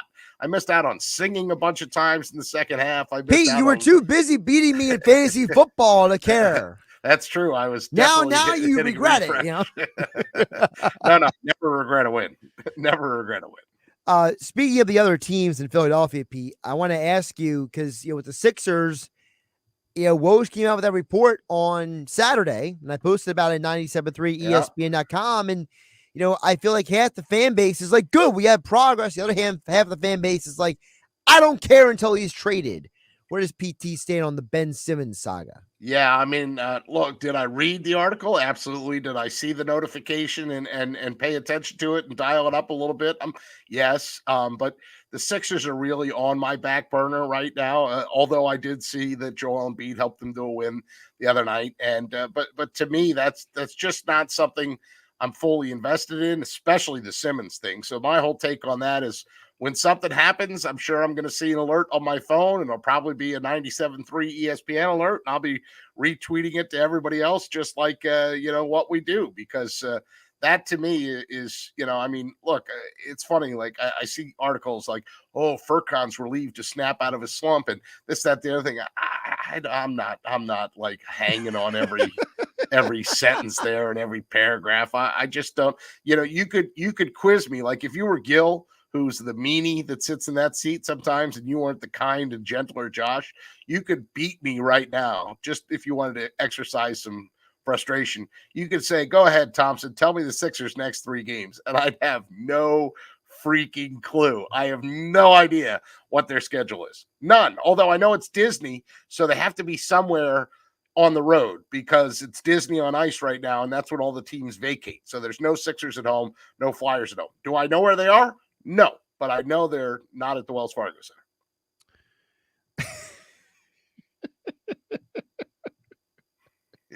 You rang? The Sixers play Toronto in Toronto tonight, and the Flyers are in Seattle tomorrow. They let the Sixers in Canada with all that's going on? Are they going to be able to make it out? Well, I mean, that's part of the problem. That's the concern of the NHL. I was talking with Dersh about this earlier. The reason, and I mean, we got into too much COVID stuff in the 3:00 hour that I want. Well, I don't want to bring anybody down, but it's a reality. But that's part of my point. The problem with the world we live in right now is that Canada has one set of rules. Every province in Canada has their own rules. Every state has their own rules in the United States. Every city has their own rules. Mm-hmm. It's a different rule in Philadelphia than in Washington, D.C., which is a different rule than in Atlanta, which is different than in Dallas, which is different than Los Angeles, which is different than Denver. I mean, all this stuff, all these organizations, all these sports trying to balance all of this stuff that's from going on. And at the end of the day, now the NFL came out just as we're talking and announced that they are following the CDC's guidelines. Okay. They're going to reduce it from 10 days to 5 days for quarantine starting today. You saw what the Eagles are doing, though, right? They also announced they're going to keep the quarterbacks in separate rooms. They're keeping the quarterbacks in separate rooms, but that decree today means that today is Tuesday, Wednesday, Thursday, Friday, Saturday, Sunday. Carson Wentz will still miss this Sunday's game. I did see that headline, and I thought, couldn't happen to a nicer guy. Didn't we already get the pick that we need? So, we already got the pick. Yeah, yeah. So do whatever you want there, Ginger Jesus. Say a few prayers. Maybe that'll heal you. Is that too mean? Am I being strong? And I mean, that is a little bit mean. I mean, let's be realistic. Nobody wants to get COVID. No one's trying to go out there and be like, I want to get it. Let me just, You mean like Phoebe on Friends, where she took the tissues and kept trying to rub them on her face because she liked her husky Phoebe voice when she had the cold? Right. Yeah, you're right. Nobody is trying to go get COVID. For God's sakes, be careful, everybody. I will say that 100%. Yeah, and listen, I'm not mad at Carson Wentz because he tested positive. I'm just mad at Carson because I just think the guy is an egotistical jerk who thinks he's right all the time and doesn't want to admit that he has ever made a mistake. That's all. I would agree with all that. And I'll also just add on top of that, the regret that I have, like when he was picked, when he was chosen, I distinctly remember telling Mike Gill in this show that because he was from North Dakota and because he had or South Dakota and spent time up there in like the hinterlands, you know what I mean? Like because he had that tough mentality where you actually have a plug coming out the front of your car because it gets so GD cold. I got a guy who I worked with in TV who's living in Fargo right now, and he just put something on social media the other day about -12, -20, -18 were the 3-day forecasts. And I'm thinking like, good Lord, you got to have cojones and stones if you're going to live up there. And I thought Carson Wentz was included in that group. Little did I know that Carson had his Ugg boots and his chinchilla coat, and he was like, slurping hot chocolate, and he didn't have any real, you know what I'm saying? You feel better get that off your chest, Pete? Yeah. And I didn't curse, so that made me happy too. Well, you're a professional, Pete. That's why. I'm something. By the way, really quick, a non-sports topic. Did you watch the original Matrix movies, right? I did. It's been a long time, but I've been seeing a lot of stuff with Carrie Ann Moss and Keanu. So I have not watched the new one, but I know I can watch it right here from the comfort of my home. So I'm looking forward to that. Yeah, I would just warn you, don't get too amped up over it. Yeah. Yeah, I already watched it. Not going to give it away, but let's just say that you should never assume the audience to figure everything out. Oh, okay. Interesting. I'll say this too, that if I don't see the new Spider-Man movie, my kids are going to kill me when we get back to school on January 3rd. So that is on my to-do list. And Spider-Man's then, way better than the Matrix movie. right. And I even missed a few. Like, I barely know anything from the, like pretty much once Tobey Maguire wasn't Spider-Man. I think I watched the first one with Andrew Garfield a little bit and I fell asleep twice and I was like, eh. And then maybe I saw Tom Holland in one of the other Marvel things but I never really watched his. So, but I don't think I need to know it all. I think that, I know the Nah, villains. you don't need to know it all, but I would say it would help if you at least saw Spider-Man Far From Home. Oh, the one leading into it. Okay. Yeah. Yeah. What's this one called? No Way. No Way Home. Oh, so they just love the word home, right? Well, because the first one was Homecoming, the second one was Far From Home, the third one's No Way Home. I want to work for a movie studio someday. I did watch the Lucy and Ricky. Lucy, you got splaining to do. I was really looking forward to that. It was directed and written by Aaron Sorkin. That's like crack to me. I will gobble that up. Anything that Aaron Sorkin does or writes. And it was like when I liked Dinner for Schmucks more than I liked Being the Ricardos. That should be my review for how I liked Being the Ricardos. All right, Pete, we got to roll. I appreciate you jumping on today. Take care, buddy. Talk to you soon. He is Pete Thompson. Tuesday Good with luck in that Thompson third here on place 97.3 ESPN. And of course, the 5 o'clock hour being brought to you by Matt Blatt Nissan. The all-new Matt Blatt Nissan is open on the Black Horse Pike in Egg Harbor Township next to Home Depot. Visit them online at mattblattnissan.com. More NFL talk on the other side. Associated Press NFL writer and reporter Rob Maaddi joins us next on 97.3 ESPN FM, the 97.3 ESPN mobile app. And we are live on YouTube at 973 ESPN. I'm Josh Hennig, filling for Mike Gill on a Tuesday.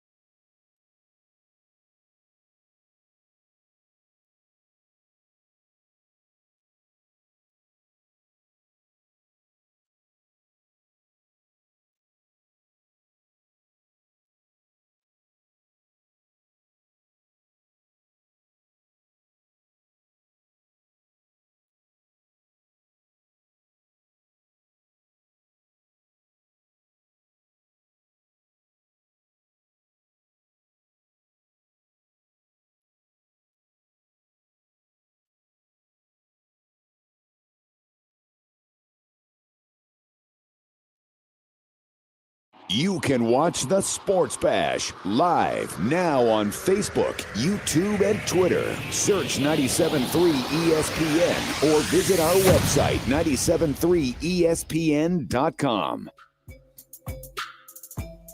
Josh Hennig filling in for Mike Gill, Tuesday edition of the Sports Bash here on 97.3 ESPN FM, the 97.3 ESPN mobile app. We are live on YouTube at 973 ESPN every Tuesday. We talk with Rob Maaddi from the Associated Press, also the co-host of Faith on the Field, and he joins us thanks to Resorts Casino Hotel in Atlantic City. Rob joining us right now. You can see him on the YouTube channel here on 97.3 ESPN. Rob, good Tuesday to you. How was your Christmas? Hey, Josh.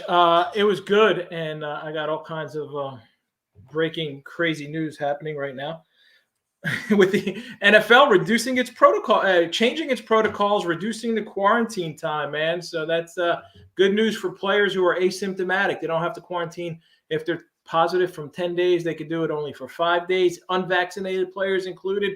So everyone in Philly who's reveling in Carson Wentz's misery, if he's asymptomatic, he can play Sunday. So unfortunately for all the miserable people out there who find joy in someone else's pain, that's unfortunate. Hopefully he is asymptomatic and he can play. Yeah, obviously we don't know all the details of the situation, so we don't know. But I mean, I'll admit it, I joked earlier. It's like, hey, the Eagles already stole the first round pick from the Colts, so it doesn't matter what happens for the Eagles at this point. So yeah, which should be all that matters. Yet I saw a slew of people like just rejoicing, and that to me, including media in Philly, which is it's just kind of weird, Josh. It's strange to me that people find joy in someone else's, whether it's failures, misery, on anything that negative that happens. It's sad, man. It's the world we live in, but. You know what? Those are the new rule changes that were just agreed upon. I just got some info from some NFL people, and that's it's good for the league in that we may now see more players, or we may see fewer teams have to play shorthanded. And It's been some bad football, right? It's been some bad football lately, and that's too bad. Hey, the Eagles capitalized on it because they got to beat up on Washington and Garrett Gilbert. So right, exactly. Yeah, I think under the new, now with the revision, they may have had a face. I still think they would have won, whether it was Taylor Heineke or Joe Theismann came out of retirement. I still think they would have won that game. Well, before we get to the Eagles, I want to follow up on the COVID stuff real quick because, Rob, you do cover the entire NFL, and I thought what Dr. Alan Sills said before the weekend was very important because when he came out and said, look, we have evidence that asymptomatic players are not spreading COVID. He said, it's the symptomatic guys that we're concerned about. And the fact that the lead medical guy of the NFL is putting that out in public, and the NFL has been very open to saying, here's our findings, here's the information we have, to me is very important in all these conversations. Yeah, it is. And the league has been doing everything it possibly can to, as they say, safely and responsibly play these games. Now, they don't want any of the games to be forfeited. Players don't want the games to be forfeited. I know that there was that conversation when it happened with the Eagles and games were pushed back and people were like, yeah, but Roger Goodell said this and before the season started. Yeah, if you have to forfeit a game, neither team gets paid, including the team who wins the game. So nobody wants to see that happen. And I know there was a little bit of last week, the NFLPA president, J.C. Treader, who's the Browns center, he came out and he said, well, I had a fight for the league wanted to make these games forfeits, but I had a fight for that not to happen and get 6 teams their paychecks. And then I spoke to the league and they're like, no, we weren't close to there's a lot of this pod. Like we weren't really close to doing that. It was an option. It was on the table, but we weren't really trying. We didn't want to cancel the game. So I think it's best for everybody that they play the games, but we want people to be safe. We want people to not be in harm's way. And the more information we get about COVID and what this variant is. And, here's the struggle, Josh. I'm not a doctor. I'm not a scientist. And I don't think any of us in the sports media are. And yet there's so much information, yet there's a lot of misinformation. and then it's become polluted by politics. So and then you get that input, and then you don't know who to believe. And it's very difficult, and it's unfortunate that this is where we are in the world. Like, this should be just strictly a health, public safety issue. Politics shouldn't be involved in this. I've said it before. I'll say it again. I'm not a political person. I don't care anything about politicians. I don't trust anybody except, I host Faith on a Field show, and the only person I trust is Jesus Christ. I don't trust any politician. I don't trust people, period. So it's sad. And you got the NFL telling you this, and then I'll speak behind the scenes to some of the union people and some of their doctors, and they'll say, well, there's this different angle to it, and we might have to consider here, and they just want to play the games. Nobody's getting seriously ill in the league, and that to me is the number one thing. Now, Bruce Arians today, right, Josh, he tested positive for COVID. Right now, thank God, he's got mild symptoms. It's a guy who's a cancer survivor. He's in that high risk category, so he's someone you certainly feel for. You don't want him to have to go through that, and it's a great thing right now that it's only mild symptoms. So hopefully it stays that way for someone like Bruce. These are the guys you worry about, like Ron Rivera, right? You worry about a guy like that too as well. Yeah, and I don't want to go too deep down the hole here because obviously we're talking football, but I mentioned this earlier in the show because the COVID stuff is a factor right now. And I was on when Carson Wentz, the news came out, and I said earlier, I said, part of the problem is I'm not a doctor like you said, but I'm a history major. And I know history. And history says there's a long history of people scapegoating and pointing the finger at people. This is not leprosy. This is not the Black Plague. No one wants to get COVID. No one's trying to test positive. Nobody wants any of this stuff. You don't want to wear a mask when you're flying on an airplane. We don't want any of this stuff. But the reality is that we got to stop acting like we have to have a boogeyman for everything and just realize that we're all in this together and we're all just trying to make the best of a situation that is realistically out of our control. Yeah, you're right. And I think it's unfortunate the way that this has become divided in different factions of people, those who want to shame people for not being vaccinated and those who want to be critical of those who are vaccinated. I will stand by this. I have not at all yet and never will. I will never criticize anyone for getting vaccinated. I will never criticize anyone for not getting vaccinated. It is whatever you feel is the best decision for you. You do it. I know I was vaccinated because the NFL mandated it for media.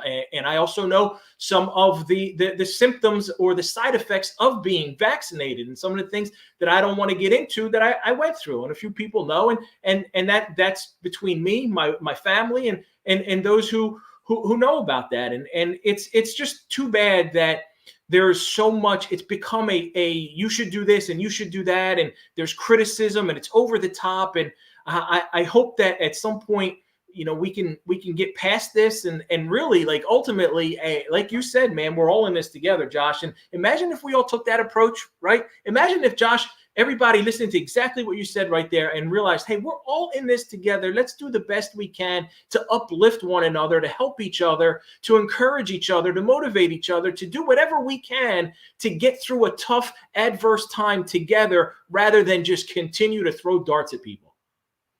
Rob Maaddi from the Associated Press joining us here on the Sports Bash on 97.3 ESPN. Josh Hennig filling in for Mike Gill. Rob, let's get to the football now. Eagles get the win. That's good. They also rebound again from a horrible first quarter and find a way to win the game. And I think that we can't undersell, Rob, the fact that this team is beating the teams they're supposed to win. They're winning the games they're supposed to win. And they're saying, we're not letting what happens in the first quarter carry through to the entire game. Yeah, and the resiliency they showed the other day was impressive, and it was a terrible first half. It was a rough first half for them, but they bounced back and they put a beat down on the New York Giants, and I think that's something that is the carryover effect of that. down the road where you learn, you feel confident that, hey, even if we don't play our best quarter of football, our best half of football, we have this in us. And when I asked Nick Sirianni about this yesterday, I said, hey, do you take more out of Jalen's performance? Like, the end result was good. The end result was a passer rating over 100, but how he got there was a tale of two halves, terrible and a great half. And he said, well, obviously we don't want him to struggle like that, but you do see that bounce back. You see that resiliency. And then that in turn, his teammates around him are able to recognize and see that this guy's he's unflappable. And if he can do that, we can do that. And I think that's a good thing. I think in the long term, the way they won that game helps them out. Now, you want to see them come out and dominate start to finish and not have to just play a bad half and then a great half. And I think this week, though, is going to be a challenge against the Washington football team, simply from Washington's got too much pride with Ron Rivera as a head coach to go out like this. And I think the Eagles are a better team, but I think it's going to be somewhat of a challenge. Well, also doesn't help that you're going to have no Miles Sanders. He's got the broken bone in his hand. I know Sirianni said he's hopeful that Jordan Howard can play, but Rob, hopeful is good for children's stories and movies. It's not as good for football teams. And the last time Jordan Howard had a stinger, he missed 6 games. There's a possibility the Eagles will be without 46% of their rushing yards. Yeah, and that hurts. And I don't think Jalen's 100% ankle enabled for him to run the football. You saw him only run 2 times the other day, and I think that means you're going to be dependent upon Boston Scott, and that's just another reason, as you pointed out, to be a little bit somewhat concerned of playing against this Washington football team. And hopefully Jordan Howard's good to go, ready to go, and I think Kenny Gainwell, who's like been the forgotten man, is going to have to step up. He came out of the gate and he was getting some snaps. He was getting carries early in the season, and I'm not sure what happened there along the way. But I think that's something that you're going to have to count on him. I think here's something I thought was interesting yesterday, Josh, when Nick Sirianni pointed out in defending Jalen Hurts that one of the passes to Miles Sanders, Miles wasn't in the right spot. He ran the wrong route. He went 3 yards too deep or whatever. And I think about that, and then I reflect upon last year, and I go, man, how many times did we see Carson and Miles misfire? And everybody points to the quarterback, but I thought there was something there that this isn't something new with Miles Sanders, that he doesn't often run the route the way the quarterback expects it to. And credit to Nick for pointing that out. In his defense of Jalen, he kind of threw Miles Sanders under the bus. So I think the running backs coming out of the backfield are improved when Miles Sanders isn't in the backfield. But again, he's a home run hitter. You don't want to not have him out there at least carrying the football. Sometimes he hits the hole and doesn't follow the block. We saw that the Washington game against when Kelsey was like all ticked off because he didn't go the way he could have taken it to the house. Throw his hands up in the air. Yeah. I think there are times when Miles does that. But that said, again, he can go to distance anytime he touches the football, so that's a loss. And Rob, you mentioned what Sirianni was talking about his quarterback, and I think that I feel like I'm a broken record when I say this, and I know it's unpopular with some of our audience that people at the end of the day forget that it doesn't matter how good your quarterback is. If the receivers don't catch and the offensive line doesn't block, it kind of doesn't matter who your quarterback is. And I can't blame Hurts when Goddard and Sanders or Greg Ward drop the ball. I can't blame him when Rager runs the wrong route or drops the ball. I can't blame him when things that are completely out of his control. And I understand there are some Eagle fans, no matter what I say, no matter what I do, no matter what Hurts even says or does, unless he wins the Super Bowl, they're going to hate on him. But I'm glad the coach is sticking up for him, because at the end of the day, the quarterback is only as good as the people around him at times. 1,000%, man. I agree with that wholeheartedly.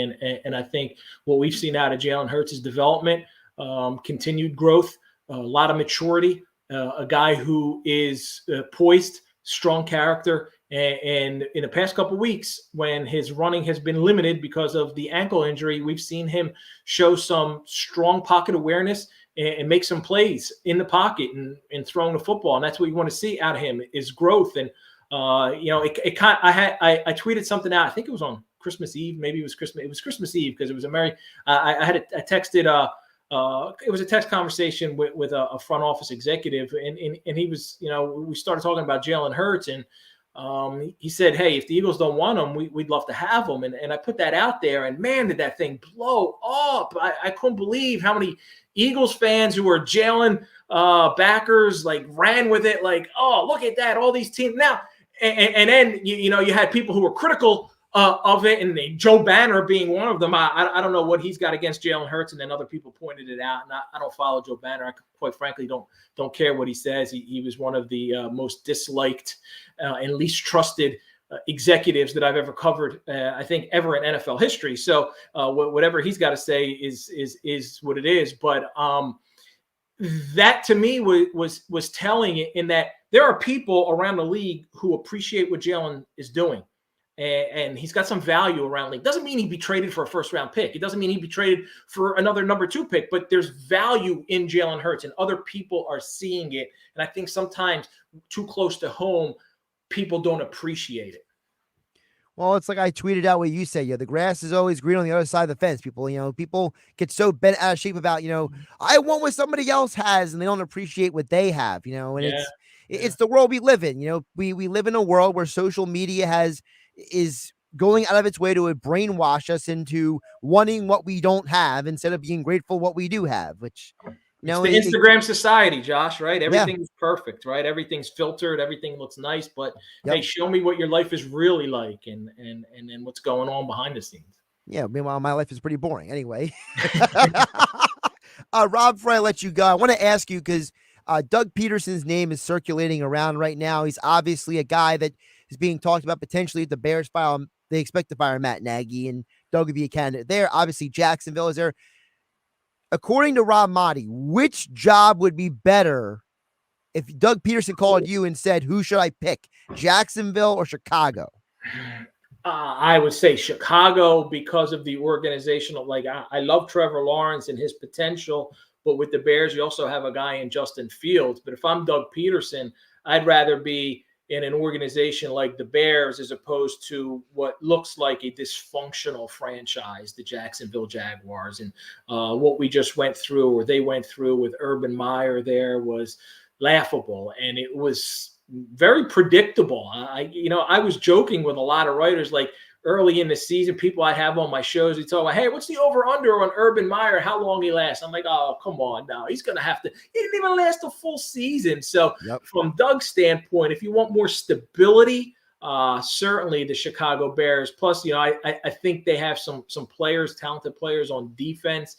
Now, he would have to do some work there for sure. Either one, he'd have to do some work. And I think there'll be other opportunities because there's certainly going to be a handful of teams looking for a head coach. But Doug is certainly, he would be on top of my list. Byron Leftwich would be a guy that I would be interested in if I was in. I know he's going to get he's got a call from the Jacksonville Jaguars offensive coordinator for the Buccaneers. I think he's a guy who's certainly an up and comer. And I know some Eagles fans and the Eagles are concerned about Jonathan Gannon, their defensive coordinator.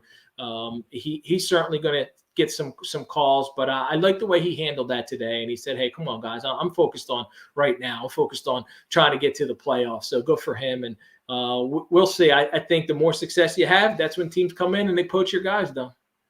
He's Rob Maaddi, Associated Press NFL writer, also co-host of Faith on the Field. And go follow Rob on Twitter at Rob Maaddi, because the teasers you put out there for your guest this weekend for Faith on the Field, that's some heavy stuff right there from your guest. Yeah. And it's Curt Schilling, Major League Baseball Hall of Fame ballot is due this week, December 31st. I have to send it out by then. He's in his 10th year of eligibility. Last year, he didn't want to be on the ballot anymore, so we talk about that. Curt is a man of faith, and we talk a little bit about how he came to be a man of faith, and we also talk a little bit about, the difficulties, because it's a challenge. It's challenging to be a man of faith, and it's helping him right now in what he called, this used to be the most miserable time of his life, for 9 years leading up to the Hall of Fame ballot, but he's kind of at peace with it now. And he said, because, no matter what people are saying about me and labeling me and judging me this way, only God's opinion matters. So it's a fascinating conversation right now, Josh. I'm fighting to try to fit it into our 30-minute show, man. It's Curt can talk for sure. So if he does get into Hall of Fame, he wants to go in as an Arizona Diamondback. He explains why. I didn't realize there was some animosity with the Red Sox ownership group. So there's some of that too in there as well. Faith on the Field this Saturday, 9 a.m. and then Sunday at 6:30 a.m. here, 97.3 ESPN. He is Rob Maaddi, again, at Rob Maaddi on Twitter. Rob, always enjoy the conversation. Take care, my friend. Thank you, man. Appreciate it. Happy New Year, Josh. And of course, Rob Maaddi's appearance on the Sports Bash brought to you by Resorts Casino Hotel in Atlantic City. Josh Hennig filling in for Mike Gill. We'll wrap up the show on the other side here on 97.3 ESPN FM, the 97.3 ESPN mobile app. We are live on YouTube at 97.3 ESPN.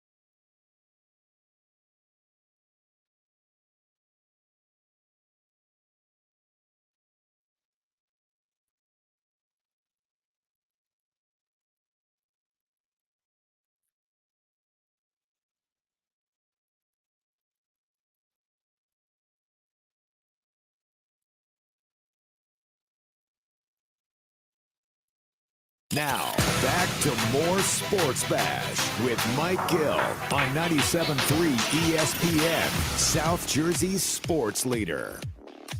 Final segment of the show, Josh Hennig filling in for Mike Gill on the Tuesday edition of the Bash. And of course, my appearance here on 97.3 ESPN being brought to you by my friends over at the FanDuel Sportsbook inside Bally's Hotel and Casino in Atlantic City. The holiday season is in full swing, and you can catch all the action at FanDuel Sportsbook.